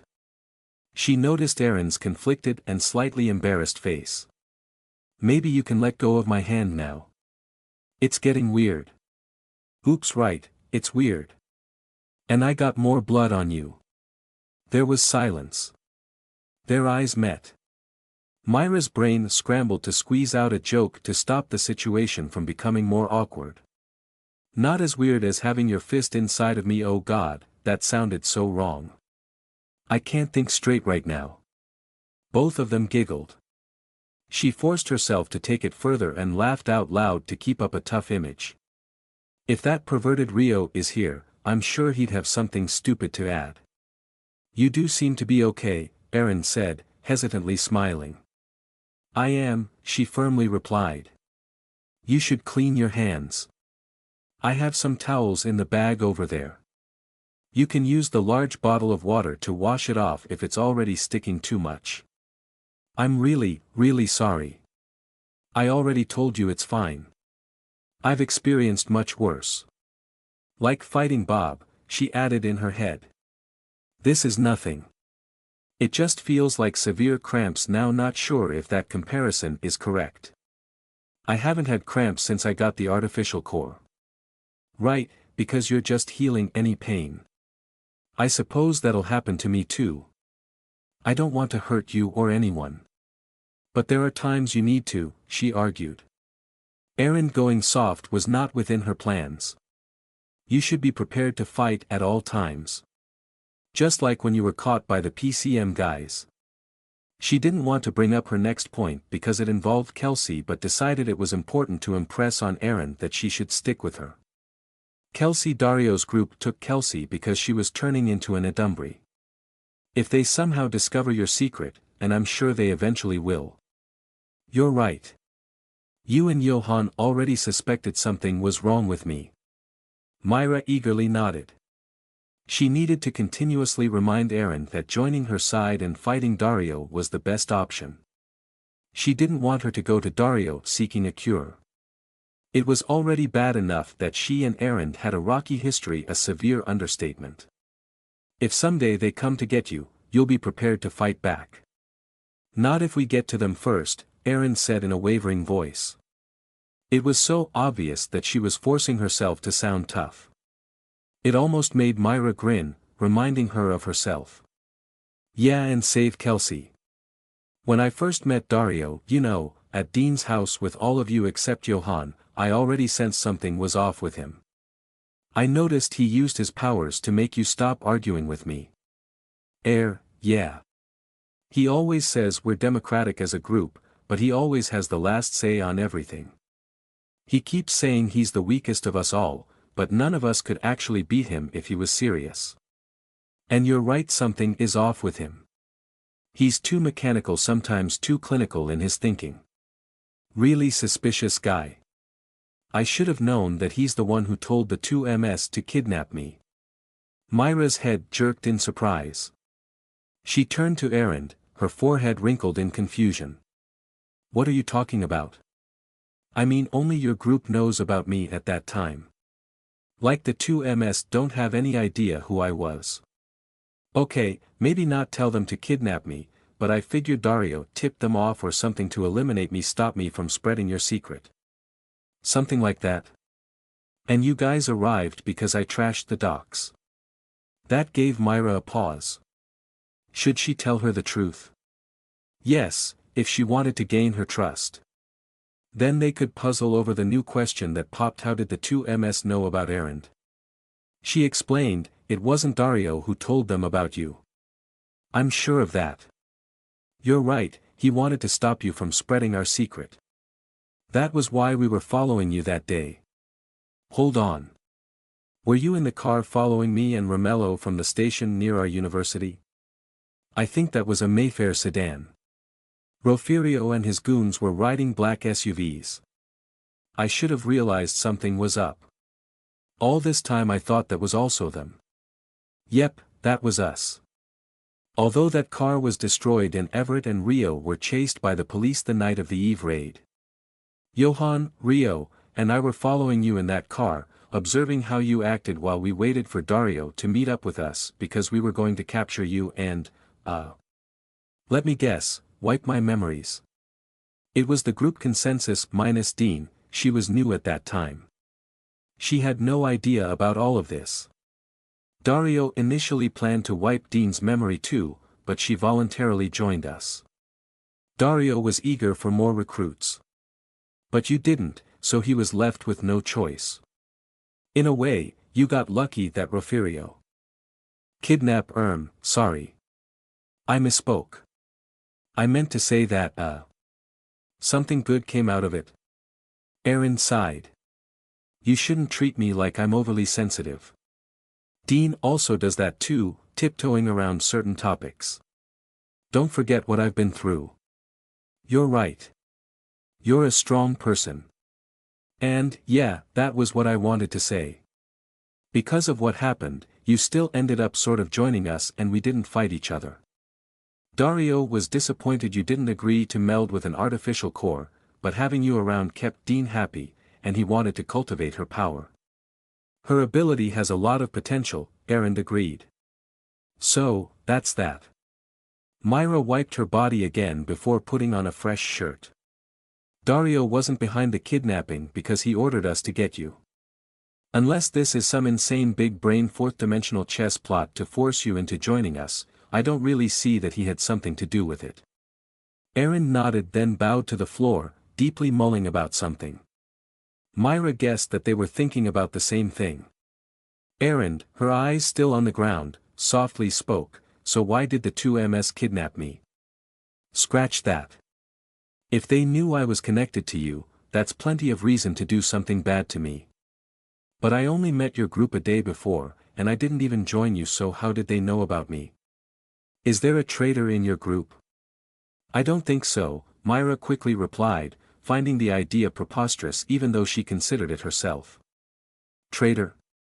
As in someone siding with the two MS? If there was, then they'd have caught and killed us all a long time ago. That's true, Erin conceded. But how? Myra didn't have an answer to the hanging question. Before, she assumed that Red Hood or Blanchette, as Errand insisted, worked for the 2MS. But since Blanchette and Errand were the same person, then that wasn't the correct explanation. Even after Errand confirmed that she was Blanchette, Myra hadn't revisited this question with this new information. How and who? A ringtone jolted them both out of their serious discussion. Myra was almost thankful for the distraction because she really didn't have any idea, and she was starting to blame herself for missing it. Another mysterious person, another missing piece of information. What if it had something to do with Kelsey's disappearance? She rummaged her bag, looking for her phone. Oh, it's Johan. Let's hope this isn't some bad news, she said, shrugging at Errand.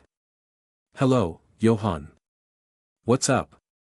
I'm hanging out with Errand like we did yesterday. Johan didn't immediately answer. It might sound like she was just pretending to have a normal conversation, but she was actually giving him a hint not to discuss anything Errand shouldn't know about. Oh, I see. I hope you guys are having fun there. I suppose you're not watching the news there?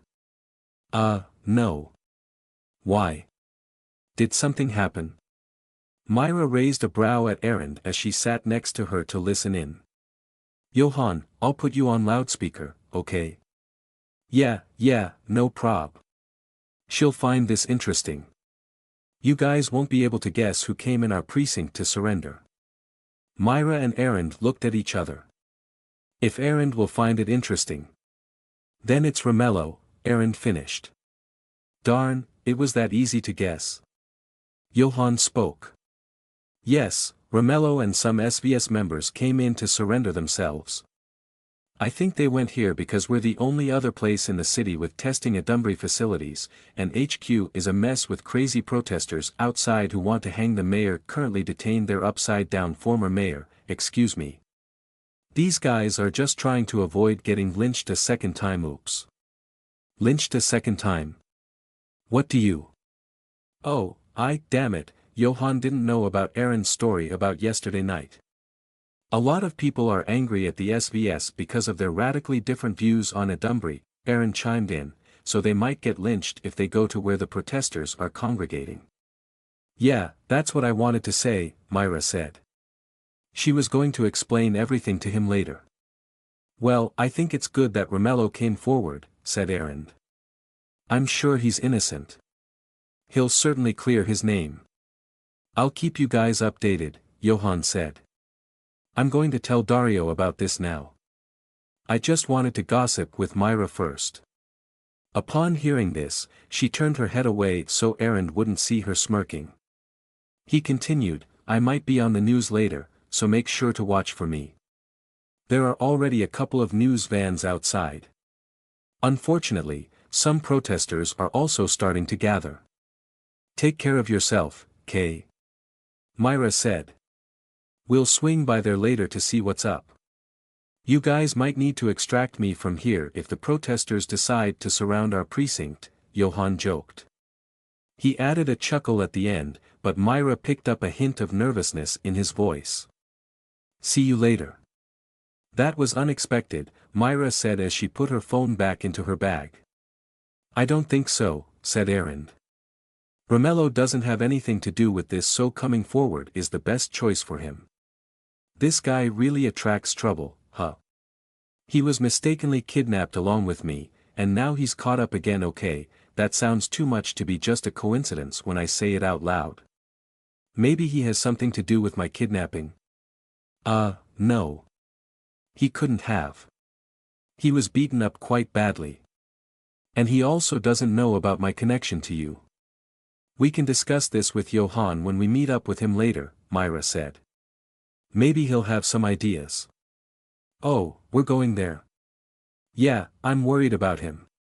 People are getting crazy as hell these days.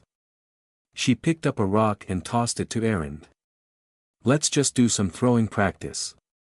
I think we have had enough sparring for today. After 30 minutes, we'll head over to the police station where Johan is working. Aaron snickered. Myra inquiringly tilted her head. I just thought of something funny, she said.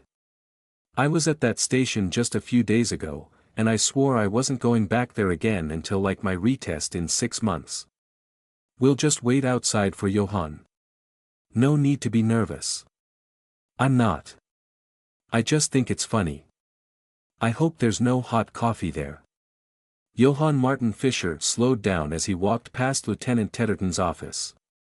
He nonchalantly glanced at the glass walls, feigning mild indifference at the two people on the other side talking to the head of the Adumbrey Investigations Unit of their precinct. He couldn't recognize their faces. The man had a police jacket draped over his blue plaid dress shirt and black tie. It must have been one hell of a challenge putting on his clothes with his severe injuries. He had one sleeve and one pants leg rolled up because he had casts on, and he needed crutches to walk. Why is he still moving around in that state? The woman beside him wore a similar business casual attire, but she had her police jacket folded in her arms. Even without overhearing Saffron mention they were detectives, their attires were already telling. Earlier, when Johann had Lieutenant Tedderton sign some testing certificates, Dr. Cornelio mysteriously hadn't shown up for work since Thursday, the same day Errand was tested. Ms. Safi came in and told their boss that Detective Castan and Detective Klein wanted to talk to him about one of the people who came forward in connection with last night's Adumbrey attack and was currently being tested. Romello Staten. Castan and Klein. Johann was certain they were the ones who found Julie Conti according to the records he hacked from their system. There could be a few Kleins in the force, maybe a couple of other Castans too, but the two of them together here. And now, they were looking for Romello. This isn't a simple coincidence. As far as Johann knew, the only link connecting Romello and Julie was Errand. Did they discover something about her that they shouldn't? Johann quickly reprinted a bunch of testing certificates and went back to Lieutenant Tedderton's office, hoping he could eavesdrop on anything important. The walls were soundproof. He stood outside the glass door and knocked. Catching Lieutenant Tedderton's attention, he waved the papers he held, a trick he also used with Dr. Cornelio. But this time, he wanted to be let in instead of shooed away. Before Lieutenant Tedderton could make a gesture in answer, Johann pushed the door and entered. "Sorry for interrupting, sir." He gave an apologetic nod. "I was just hoping we could release these certificates before we process the next batch. The bid is rushing us to upload, he mumbled some words, hoping it would get a pass. The lieutenant, barely giving Johann half an ear, sighed at the detectives and then turned to him. "Give them here. These are starting to become endless." Johann prayed Lieutenant Tedderton won't check the certificates, because if he did, he'd see these were the same papers he signed a while ago. But the lieutenant rarely read what he was signing, and if he scanned the contents of these, Johann was banking on the fact that he didn't read the ones he signed before so he wouldn't notice anything was wrong. "I don't know what to tell you, detectives," Lieutenant Tedderton boomed while his pen flew over the documents. "We can't just give you custody of Mr. Staten. As you said, he, and the rest of that goddamn rabble, are not being detained. They also don't have any standing warrants. There's no custody to speak of." "But, sir," the man tried to cut in. "By all means," Lieutenant Tedderton pushed on, "your boy could walk out of this building after his testing if he has clean results, I might add, and go with you, and you be the one to accompany him surrendering at the bid base beside HQ. Except for the fact that the bid told us to keep him here. We will stop him if he tries leaving. We can discuss the legalities by then. But your boy has no desire to leave, that's why he submitted himself for testing." "Sir, they still haven't taken jurisdiction." Yeah, the lieutenant said, waving at them in frustration, "we're just going in circles. That's why I used the word told, not ordered or instructed. You're still not taking him with you. If you're going to surrender him to the bid, why do you want to take him away now? We're worried about him. He's the... Don't try pushing the goodwill of Hall now, this is not connected to anything I owe him, and you tell him that when he awakens. Poor guy, bunged up by an Adumbrey." Lieutenant Tedderton stopped writing for a couple of seconds and somberly shook his head. Then he said, "The bid is coming to get your boy. They're riding a helicopter because they couldn't get through those goddamn lunatics rioting. They'll be here soon. Talk to them if you want. The two detectives looked at each other, at a loss on what to do next. I don't even know why you're asking me instead of the captain. Although, I'm sure he'll have the same ans Johann. Sir. He stepped forward, trying to keep his expression neutral. Lieutenant Tedderton flipped through the papers. Some of the names here look familiar. He held back the impulse to nervously gulp. I think some of them are relatives of the people we tested, so they have the same surname. That must be it, sir. The lieutenant accepted his explanation and finished signing the papers. He still had the backup explanation that he spilled coffee on the first copy of signed certificates again, recalling what happened with Dr. Cornelio, which was why he had to reprint them. Thankfully, he wasn't forced to use that excuse. He didn't want to look incompetent if he could help it. Here you go, Johann, said Lieutenant Tedderton. Get this over with so you guys can finish processing Mr. Statton's group when the bid picks them up. He nodded at the two detectives. This is out of my hands. As for that other thing. Johann had no other excuse to stay. He walked out of the office and into the lobby, leaving the door open. He braced himself for the lieutenant's yells, telling him to close it. But Lieutenant Tedderton seemed to be discussing another important topic with the detectives. He turned left, out of view of his boss's office, but still as close as possible to the door. He folded his arms and pretended to intently look at the TV, which was constantly tuned in to a news channel. Investigation don't go around allegations.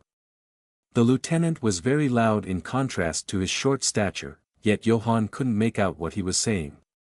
And there was no way he could hear the responses of the detectives. All the offices having glass walls meant he couldn't get any closer without being spotted, and had to hide behind the huge fern in front of the neighboring room. The mayor bid will take care, don't bother. Johann frowned. I'm going to try another pass. Out the corner of his eye, he noticed Mimi leave her post at the front desk and raise the volume of the TV with the infamous remote that only she knew how to operate. She normally didn't leave her spot, eternally playing solitaire on her computer in between work. He stopped and looked at the news. Hey, it's the leader of whatchamacallit. The PCM, yeah, said one of the people sitting in the lobby, probably waiting for Mimi to process his papers. Oren Cohen, a fairly unassuming man, led a massive rally that occupied the whole road. The people behind him had banners and placards full of anti-adumbrey slogans. They also flew many yellow flags with the fist symbol of their organization. Reporters kept up with the PCM leader, battering him with questions. The will of the people shall prevail. Oren shouted, holding up his fist. The horde echoed his call. Several hundred fists pumping into the air. And the will of the people is to take matters into our own hands. We are left with no choice since the government is unwilling to keep us safe. We, the people, will protect this city. Fists rose once again in tandem with cheering. One of the reporters off-screen asked him a question, to which Oren responded, PCM members are innocent. They were hunting for adumbrey, following suspicious activities at EFU Medical Center. The arrest of the mayor proves what the PCM has long known, gathering adumbrey-related patients in that hospital is going to be the bane of this city. A hive of evil. He grabbed one of the microphones getting shoved to his face. His expression became more impassioned, almost on the verge of tears. Many of our brothers and sisters died, so many. The bid is hiding the true numbers. We shed blood to catch adumbrey, and the bid is suspecting our people. Mimi, you're listening to that crazy guy. Philip, one of the technicians at the lab, walked in. She hushed him. Okay, sheesh. Johann, my man. We need you back. Hang on, Johann said. Philip raised a brow at him. He nodded at the TV. That looks like Pomeresti. It's the fault of the SVS. Oren Cohen roared at the cameras. They all survived while dozens and dozens of our members died. It means they are connected to the adversary. And we are going to get them. Holy Mother Core, Philip gasped. To exact the justice of the people. You're right. There's that small pharmacy I pass by every day. Are the protectors of the city movement, and we will protect this city. They're only a couple of blocks away, said Johann. Were they seriously going to attack a police station? It seemed they were ready to kill, and not just protest. Should he? The frantic pitter-pattering of heels on tiles jolted all of them. Saffron came running out the corridor that led to the main building. Everyone in the lobby gawked at her, expecting some bad news. She stopped, surprised at all of them. Why are you all? She shook her head and went inside Lieutenant Tedderton's office, pausing for a second to check the door left open. Johann took this opportunity to get closer to eavesdrop. Sir. Dr. Cornelio's wife is looking for him again and Kenneth is becoming a pain in the ass. I don't think he's missing. He showed up a couple of days ago, didn't he? Yes. It's obvious he just doesn't want to go home. Don't forward that call to me. Tell his wife there's no need to worry. She already filed a missing person report, and the police are doing everything they can to find him, but resources and manpower is currently stretched because it's not a call, sir. Professor Deslice is here. She's making a scene and the captain wants you to talk to her. Another headache, Lieutenant Tedderton groaned. The captain and I know the same thing about Kenneth's whereabouts, which is nothing. God damn this. What do I tell her, Johann? Johann was still facing the TV, so he didn't notice Lieutenant Tedderton walk out of his office. Sir. Hello, he sheepishly said. Didn't I tell you to finish Mr. Statton's group before the bid arrives? I was just the news, sir. Look. When I come back, I expect an update. Lieutenant Tedderton whipped around and pointed at the two detectives in his office. And you too. We have nothing more to discuss. But you're free to stay in my office while waiting for the bid. Tell Ms. Safi if you want anything to drink. He then stormed off, huffing in annoyance. Johann, I've been meaning to talk to you, Saffron approached him with a frown. He had an inkling of what she was about to bring up. Mrs. Deslice kept on insisting someone from our office called her a couple of days ago and told her that Dr. Cornelio reported for work. Would you happen to know anything about that? No, Johann tried to keep his voice even. You told me we shouldn't stick our noses in their business. I did. Yes. It's just that someone opened my notebook. You know, the one on my desk. Ms. Safi, look at the TV, he frantically interrupted. What are you talk? Oh my gosh, is that Mrs. Churros down the street? Indeed, it was the famous churreria of the city, second only to the donut shop right across their station of the top places police officers hang out for coffee and pastries. The camera captured two cop cars parked outside the small store, and Johann had a sinking feeling he knew what was going to happen next. Is this what having Dean's power feels like? He darkly joked to himself as all of them, including Saffron, stared in horror at the large group of protesters becoming crazed at the sight of cops. The rest of the PCM horde took it as some sort of signal as they raised their fists into the air and started to run, knocking down the TV news crews in their midst. The view of the camera became full of trampling feet and was suddenly cut off. They're coming here, Johann whispered. Amber Dean Leska. Where did Sis run off to? This should be her thing. Amber Dean Leska didn't let her annoyance show on her face, acting like she had been facing cameras and microphones her entire life. She even did a few poses. Erend will certainly tease me if she sees my pictures in a magazine. Ms. Amber, are you going to take over your family business someday since your elder sister expressed no interest in it? My sister changes her mind a lot, Dean replied. She felt weird answering to the name Amber since Erend called her Dean all the time. Then she felt weird about feeling weird about it. And then she felt weird being asked about her plans as a normal person. I'm sure sis will come around and change her decision. She definitely won't. She'll kill me when she sees this interview. The reporters were relentless in their questions, excited to find something different amid political turmoil and Adumbrey fears.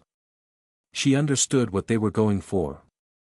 The people needed plenty of distractions, and the sister of a local mini-celebrity and daughter of an influential tycoon seemed to be the perfect feature piece. What do you think of our new mayor? Do you have any political aspirations? Someday. Can you share your experiences in law school? How about a future career in show business or the modeling industry, Ms. Amber? Dean politely shook her head. I don't think I'm cut out for acting. And I'm not so sure with modeling, I'm not that confident with my looks. She gave them a sly smile, indicating she was joking. All the reporters laughed. She was certain Erin was also going to laugh if she was here, but for different reasons. She terribly regretted not being pushier with forcing her to come to this event. Can you tell us about your love life, Ms. Amber?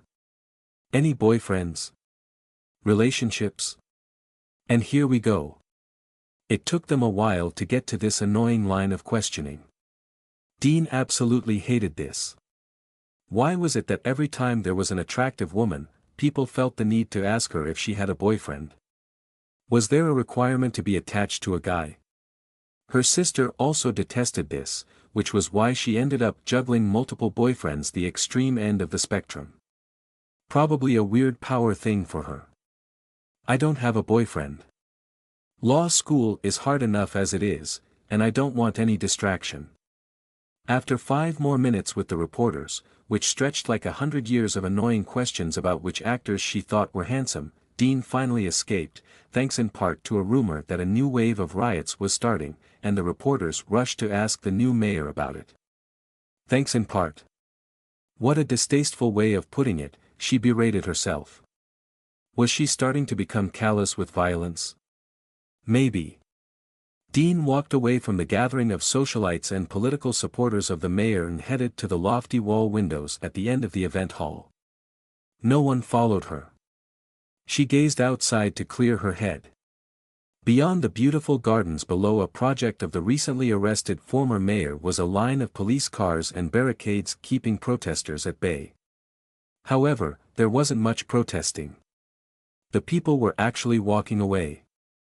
If they continued their track, they'd intersect with Marshall Avenue. Turning right, they'd reach the hospital. Was that where they were headed? She had no idea where else they could be going. She tried to focus on each person. They were too far away, so she couldn't exactly make out their faces. But they all appeared calm. Almost like this was routine. This is becoming normal for them. The whole city was becoming desensitized to the deaths and destruction around them. It only took a short time. And it was happening to her as well. She no longer cared, assuming she even did in the first place, which she probably didn't, about the 2 men she killed several days ago. They were the goons of the 2MS, yes. They were also a threat to her, they were going to shoot her. No. With her guardian angel guiding her way, those 2 weren't a threat. Not in the slightest. They were simply normal humans that she killed. Gabe didn't tell her to kill them. She could have knocked them out. She didn't know why she did that. She expected to be tormented by their pained expressions as they slowly choked to death while she crushed their throats. But there were no nightmares. No sleepless nights. It might be because she was preoccupied with making up her failure to protect Erin that she simply shut out anything else. Truth be told, their deaths probably made the world a slightly better place, was what she preferred to tell herself. What did she care about? People or saving people? She was afraid to delve deeper into herself. Someone among the passing protesters caught her eye. She whipped out her phone and zoomed in on the person with her camera. The image was still not super clear, and other people were blocking the view, but the man was taller than others around him, so she had a good look at his slightly blurred face. He was wearing an uncommon maroon beanie even under the sweltering noon heat. "That man," she let out a minute growl which surprised even herself. "He's one of the people who chased Erin." Before coming to this event, Dean passed by the pub Erin stayed in last night. Erin did tell her not to bother finding the hoodie she left behind, but there was no danger of raising any suspicion. Dean was looking for her friend's hoodie, that's all. There, she found out that Erin's story about a bar fight breaking out, which was supposedly why she left in a hurry and forgot about her hoodie, wasn't true.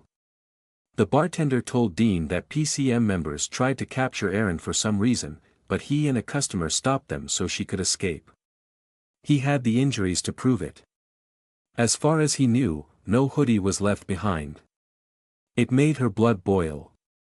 Under threat of getting sued, backed by name-dropping the new mayor, sprinkling in a few intimidating legalese, the bartender showed her the video from the barely working security camera of the shop. The footage was grainy, but the large man with a maroon beanie was distinctive enough to stick in Dean's mind. If she had to guess what happened next, they continued chasing Erin.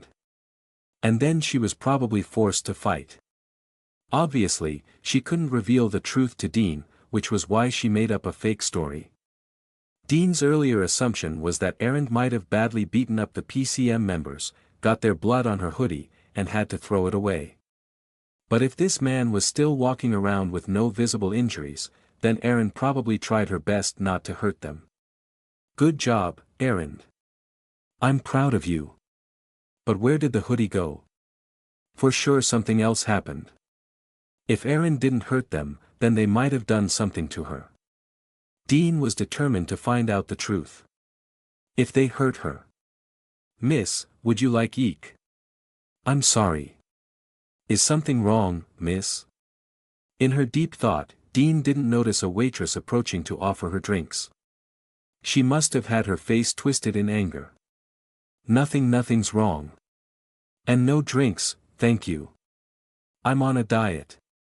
She briskly marched out of the hall, burying her fear of her sister's wrath for suddenly leaving. She didn't even want to think of an excuse now, she'd worry about that later. Her focus was on chasing after the man with the maroon beanie cap. She went out the back of the main building of the city hall, going to the parking lot behind it. Her car was parked somewhere in the middle. She was lucky she arrived and got a spot before the rallies clogged up the roads. It was so hot that no one was standing in the parking lot. There were a few people by the surrounding buildings. Would they be able to see inside her car? Probably not. And the car windows, while not heavily tinted, should be enough cover. At any rate, now wasn't the time for modesty. She opened the trunk of her car and took out a duffel bag. Extra clothes and shoes were inside it, the same ones she wore when she went to do her little investigation at the pub. Then she got in the back seat, quickly took off her peplum top, ripping it in her haste, and put on a plain black shirt. Tutaying at the torn blouse before shoving it in the bag, she thought, "I'll just buy another one like this." Next, she kicked off her heels and wiggled out her pencil skirt, taking care not to tear anything this time.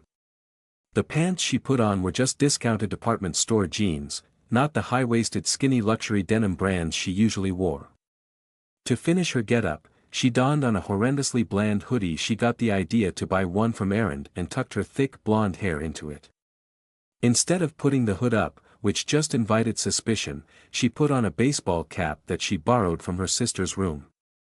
It was probably a gift from her boyfriend who played in a major leagues team. Dean had a huge grin on her face when she got out of the car. Inexplicably, she felt different in this outfit. "I'm supposed to be different because I'm in disguise." But there was a different feeling of being different that she couldn't put her finger on. So different. Was this what it felt like not having a spotlight on her all the time? She turned right. Am I about to do something stupid? Gabe lazily rotated in the air. Its eyes were tightly closed. It ruffled its feathers a bit but didn't utter a word. I'm going to take that as no. Dean's solo mission is a go. I say, that was a very productive session. I stared outside the car window as we whipped past the derelict structures of the failed McHunter's development project claimed by the tide of greenery. My arm, still throbbing from our strenuous throwing practice, dangled over the windowsill. I opened my hand, feeling the much cooler breeze in this abandoned part of the city. February wasn't exactly hot in California compared to its blazing summers, but temperatures were higher in this southern part of the state. La Esperanza was especially hot. The urban sprawl worked in tandem with pollution to trap the heat in the center of the city. This area was very refreshing, in contrast. "You have a knack for throwing," Myra replied. "A talent I discovered only recently. Compared to my fighting prowess, which seemed to inherently manifest only when I was in my Blanchette body, my aim was pretty good as just my cute and pretty errand self. Back when I threw a huge globe at my snake mutant buddy to get its attention, I was able to hit it from a fair distance even without transforming. While not as fun as fighting as Blanchette, I did enjoy using my super strength to throw and destroy things. Just a hint of exhilaration." I glanced at Myra. She was driving a bit too fast. The car bounced as we flew over the rough unmaintained road. I fought back the needling urge to grin, remembering that I was able to force her to demonstrate the stuff she was teaching me using her spikes.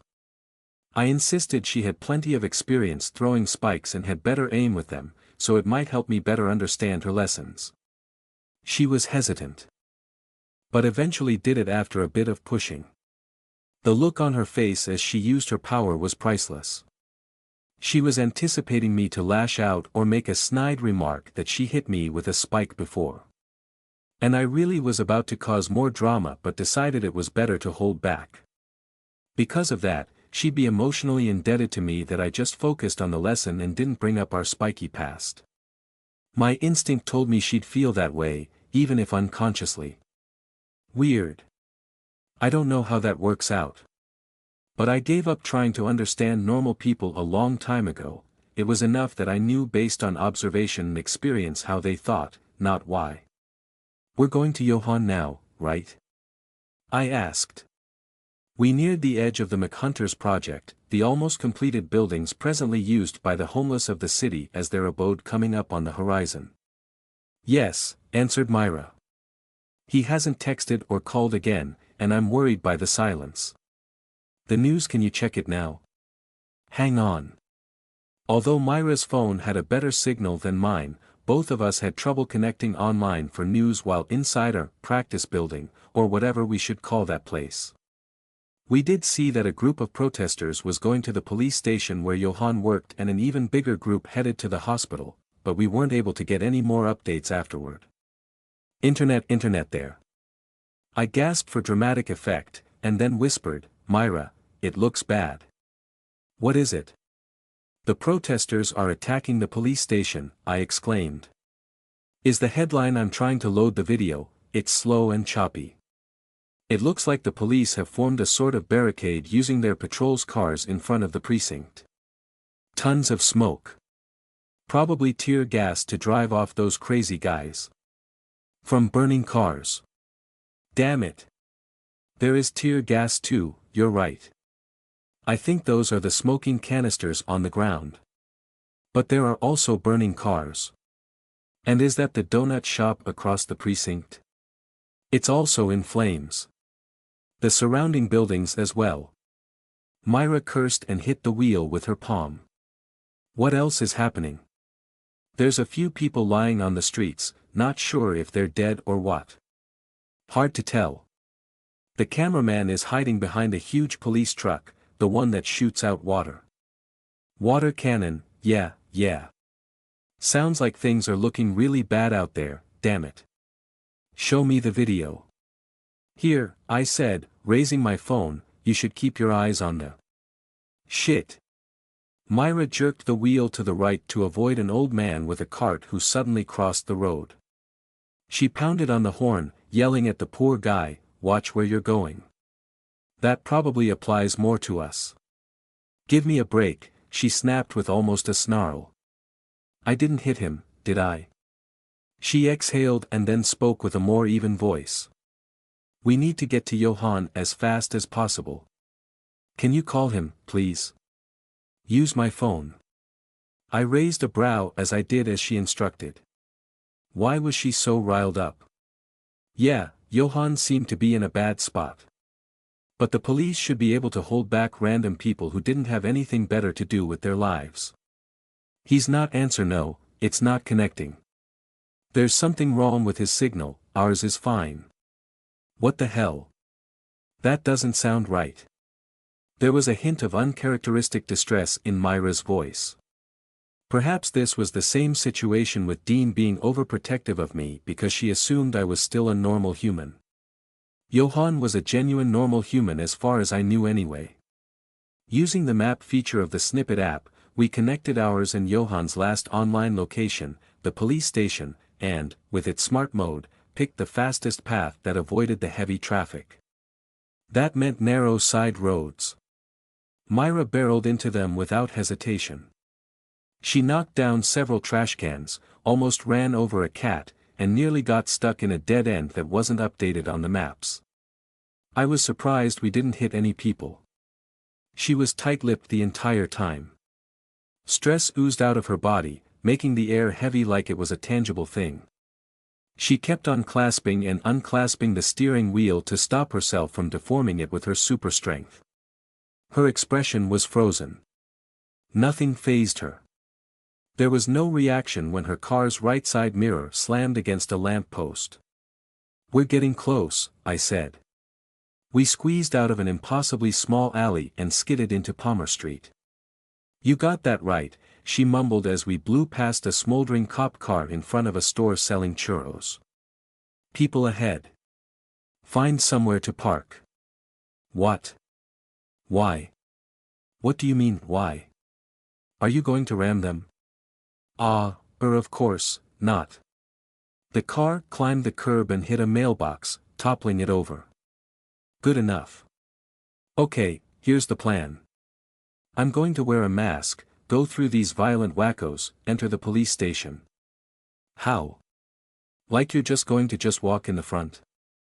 They'll shoot you. Find Johann, she continued, ignoring my argument, get him out. The same way you came in. I don't think that's possible. It felt really weird to be the voice of reason in this situation.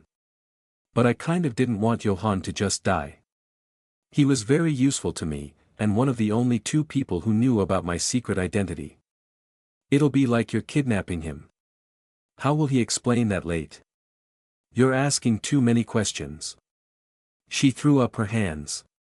Hell, you're right. I'm not sure if I'll be able to get him out through the main entrance. And it's not the best idea to enter that way either, with the police fighting the rioters. Give me a couple of seconds to think. She checked the map of the area on her phone. Revised plan. I need you to drive this car. You know how to drive? I know how, but I haven't driven recently. I was going to add, not for like the past year, but I did drive Rob's getaway vehicle after I escaped the tunnels connected to the Eve Underground arena. You want me to drive your car and then pick you up like a getaway ride or something? I'll try to go in and out the back of the station. That's the street here, she spoke, pointing on the map. I want you to meet me there. She nodded and muttered to herself, yeah, that's a good idea. Then she looked up to me and explained, I'll waste a lot of time if we go the long way to avoid this horde of dingbats to get to the street behind the station. So, you drive, I get Johann. We'll meet at this spot, then escape. You're up for that? I am. Anyway, we're going to get only Johann. We're not going to help the Romello is also inside. And many other people will die if these riots continue. Stop the riot? How the hell are we going to do that? That's the job of the police. Right. That should be enough to look like a good person. Myra reached over my side and opened the glove compartment. Inside were a bunch of dark balaclava masks, the ones usually worn by the group during missions. She picked one and wore it. Really good point that they'll shoot me, by the way. I taught you that lesson, and now I'm not listening to myself. Dozens of vines sprouted out of her face, weaving into a full-face helmet with the mask beneath. Her arms and hands were covered as well, and her shirt stretched as a thin layer of armor formed beneath it to protect her body. "Should we call the others?" I asked, ever the cautious and timid one. "This is getting danger." "No time. I don't even know where Her phone rang. "Talk about timing. It's Rio," she said. "Did he see what's happening on the news?" She answered the call. "Rio. You're on speaker. Erend is with me. We are near Johan's precinct. We need help." She quickly explained our situation. "How about on your end? The hell are you guys up to? Have you told Dario about it? He's not answering his phone. He's supposed to cook up a bomb for our plan, he could be doing something delicate. You need to come here. The two MS are going to do something for sure to save their experiment subjects. We'll get Johan and go to you, guys. Although I have no clue in hell what we're going to do there. Just get here ASAP." I scooted to the driver's seat and made a whack U-turn, hitting the mailbox again, and went off to a side street to avoid the protesters. I passed by scenes of looting, quickly driving away to avoid the attention of the rioters. I couldn't get close to the designated rendezvous point. Wow, look at me, military errand reporting for duty. Not only were the roads clogged with people, but there was also a huge bus blocking the way.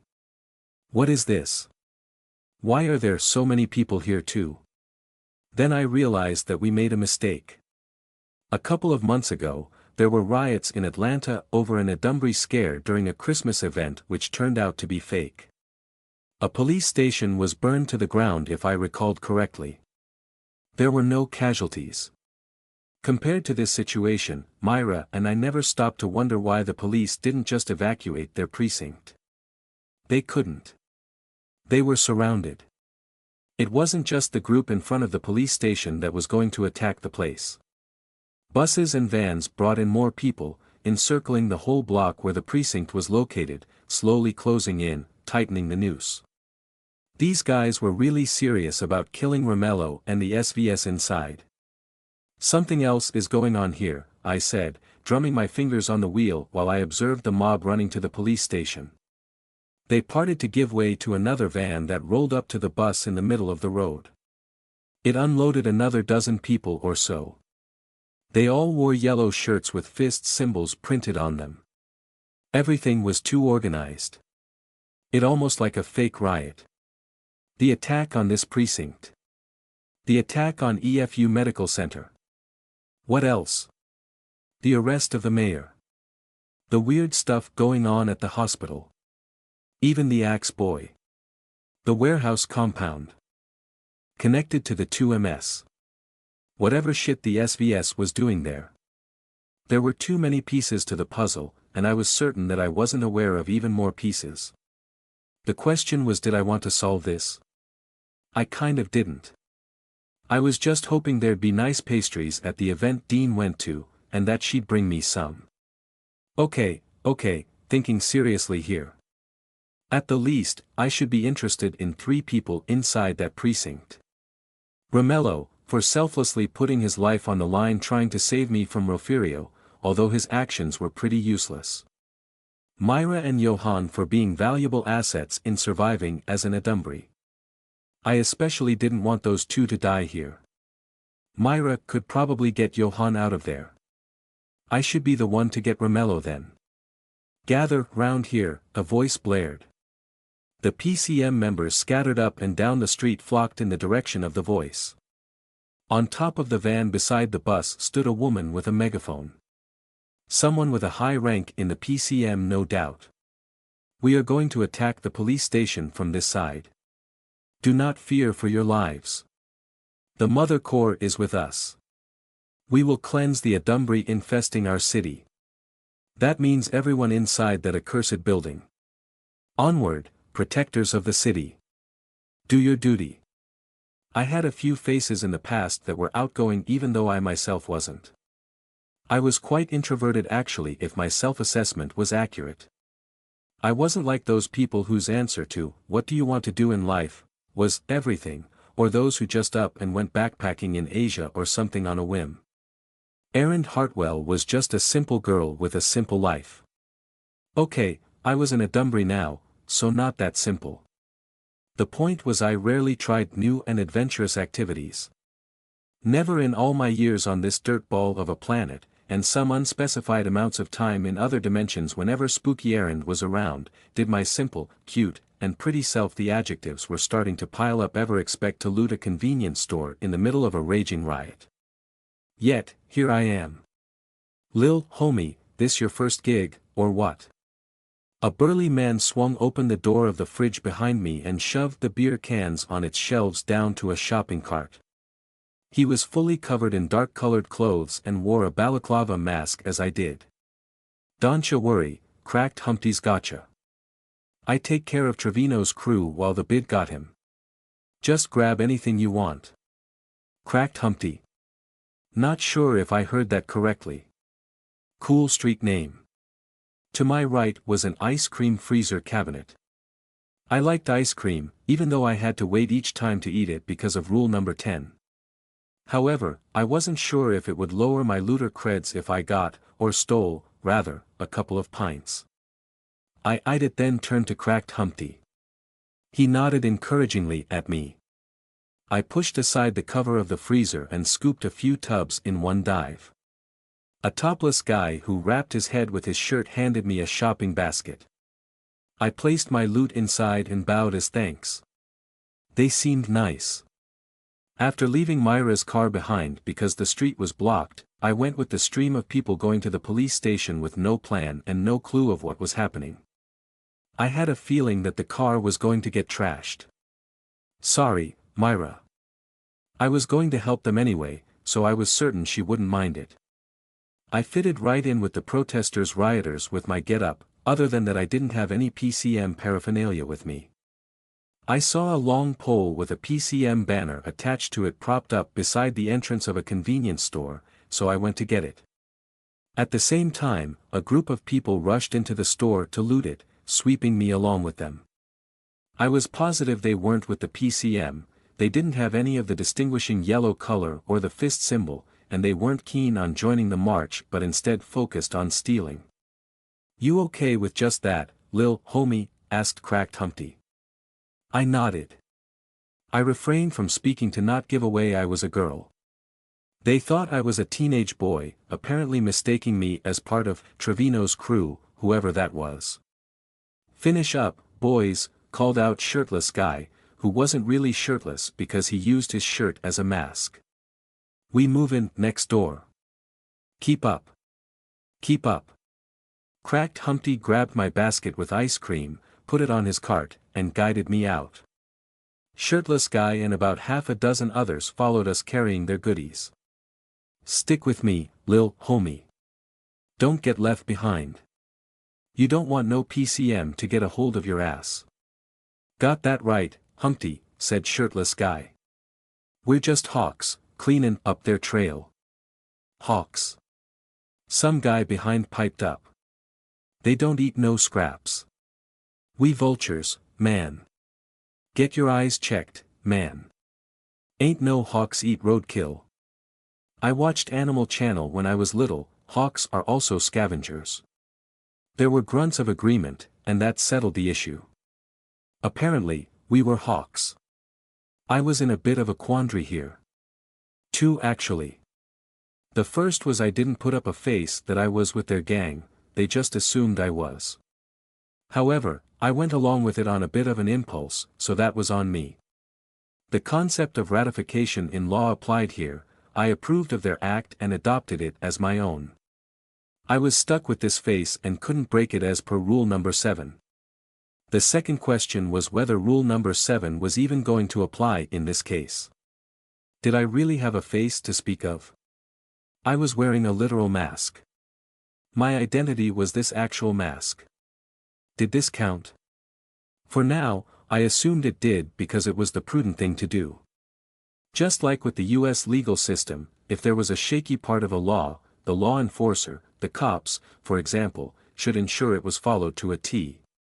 It was up to the courts later on, if a legal challenge was raised, to interpret an exception, if so warranted, which would then become part of the case law. In my case, I was the rule maker, the rule enforcer, and also the interpreter of the rules. But I didn't have the time right now to sit down and deliberate on how this should work. I guess I'm going to go looting with them for a bit. And one of them also watched the Animal Channel as a kid, so I was chill with them. We broke into a shoe store a couple of doors down the sidewalk. Do your shopping, lil' homie. Cracked Humpty gave me back my basket. The rest of the group rushed down the aisles to get the products they wanted. We first here, we first dibs. Despite my pressing mission of helping Myra, Johan, and Romello, I also went to pick out a few pairs of shoes. Not that I was going to bring this with me back to Dean's house, but this was such a rare opportunity that I had to immerse myself was my fake reason. I personally just found this very amusing. A realization came to me. You know what's funny? I asked myself. Whenever I transformed, I thought in answer, I had a literal mask becoming a literal face, and body too. So, this balaclava mask should be considered a full face as well. And another funny thing was that I was also trying to make different faces for my transformed faces, like I was trying to make my Pinot face have a heroic face. My head is spinning with layers and layers of faces to keep track of. I had a suspicion that there was an ironic shitty twist in all of this. Adversary powers were connected to the person in some ways, and I was sure Spooky Erin set something up with me that was hilarious to her. She was probably laughing right now that I was carrying a shopping basket with tubs of ice cream and boxes of shoes in the middle of a riot. Oh well, if she was entertained, she was on my side, so it was all good. Time to get serious. I circled back to the front of the store to observe the PCM outside. Were all the megaphones used by the PCM leaders capable of mind-controlling their members? I couldn't say for certain. But I was super positive it didn't work on all of them. It wasn't that noticeable unless one really paid attention to each individual, but there was only a small fraction of the dozens and dozens of them who immediately reacted, almost mechanically, whenever someone gave an order using the megaphone. The majority just followed instructions like normal people, going along with the group. I surmised that yesterday, the main PCM horde went to protest at the memorial for the Adversary attack casualties, while those connected to the megaphone thingy stayed behind around the hospital for a different purpose. Now, they were mixed together. And I don't know what to make of it. When our looting party would go to the next location, I was going to separate from them. And then what? Going to the police station was the simplest option, but not the easiest. Or it might be the easiest considering other alternatives. But I didn't immediately head there because I had a hunch something bigger was afoot, and it might be a good idea to get a megaphone. Strolling up to a PCM leader and just grabbing it was too rash, so I was observing, gathering more information. Hooray, I'm being careful. And I now had ice cream and shoes. You got that right, Cracked Humpty said, rolling his cart piled high with shoeboxes up to us. Showing up out of nowhere a few months ago and gathering a group. Preaching and all that. Me? Not going to join that fishy shit. Yeah, they actin' mighty suspicious. Be all mysterious with what they doin'. Reminds me of them Adversary cults. Was telling lil' homie here to be careful of the PCM. He peered down at my basket. Whatcha got there, bro? That lady heals. Whatcha going to do with that? I picked up the box of pumps I got, stared at it, and then shrugged at them. I didn't pick this for myself, this wasn't my size or my style. I just wasn't good at this looting thing. Given that as present for your mum. That's a good lil' homie right there, said Cracked Humpty, patting my back. I resisted the urge to tear his arm off. I didn't like being touched, but we were part of the same gang. Let's get a move. Arg. The three of us looked at each other, all equally surprised by the anguished scream. It came from further inside the store. Yow, Pinky. "What's going on back?" A display cabinet toppled on us. Cracked Humpty pushed me out of the way. He and shirtless guy dropped to the floor. They were lucky the shopping cart stopped the cabinet from falling further and hitting them. They scrambled towards me as the screaming continued. This pinky guy held a bloody stump, his arm lost up to his elbow. He yelled for help as he tried to get away from someone dressed in PCM clothes. This mysterious newcomer had blood down his front, and the missing arm was entangled with tentacles that came out of his mouth. "Hey, this looks familiar. Deja vu. The hell is that thing?" Cracked Humpty shielded me with his body. The tentacle zombie staggered as shirtless guy emptied his gun. But the zombie didn't fall. It wasn't an adversary that had extreme regenerative capabilities, contrary to their assumption, but it was still pretty hard to kill. It flung the arm it was chomping on at us. We ducked. Then it jumped at the first guy it was trying to eat, wrapping his head with tentacles and trying to rip it off his body. Fearing for their lives, the other gang members had no choice but to abandon their fellow, choosing to go past the tentacle zombie while it was occupied eating, and ran out of the store. A couple of minutes ago, there were just normal humans rioting outside. Now, several tentacle monsters were killing and eating them. I didn't even notice the monster attack. It was so sudden and unexpected. Some of the tentacle creatures were already transforming into more hideous abominations as they ate more and more people. It was my condominium all over again. But this time, it might be much, much worse because we were out in the open. These monsters could spread all over the city. I couldn't understand what the two MS were thinking by releasing their parasites here. What would they gain from this? Were they just pissed at the bid destroying their business that they intended to cause as much death and destruction as revenge? Yeah, Spooky Errand is definitely laughing her head off with this scene. Baron. Guido. Cracked Humpty called out to his friends who were grabbed by a car-sized crab that scuttled past the shoe store. To the back, someone called out.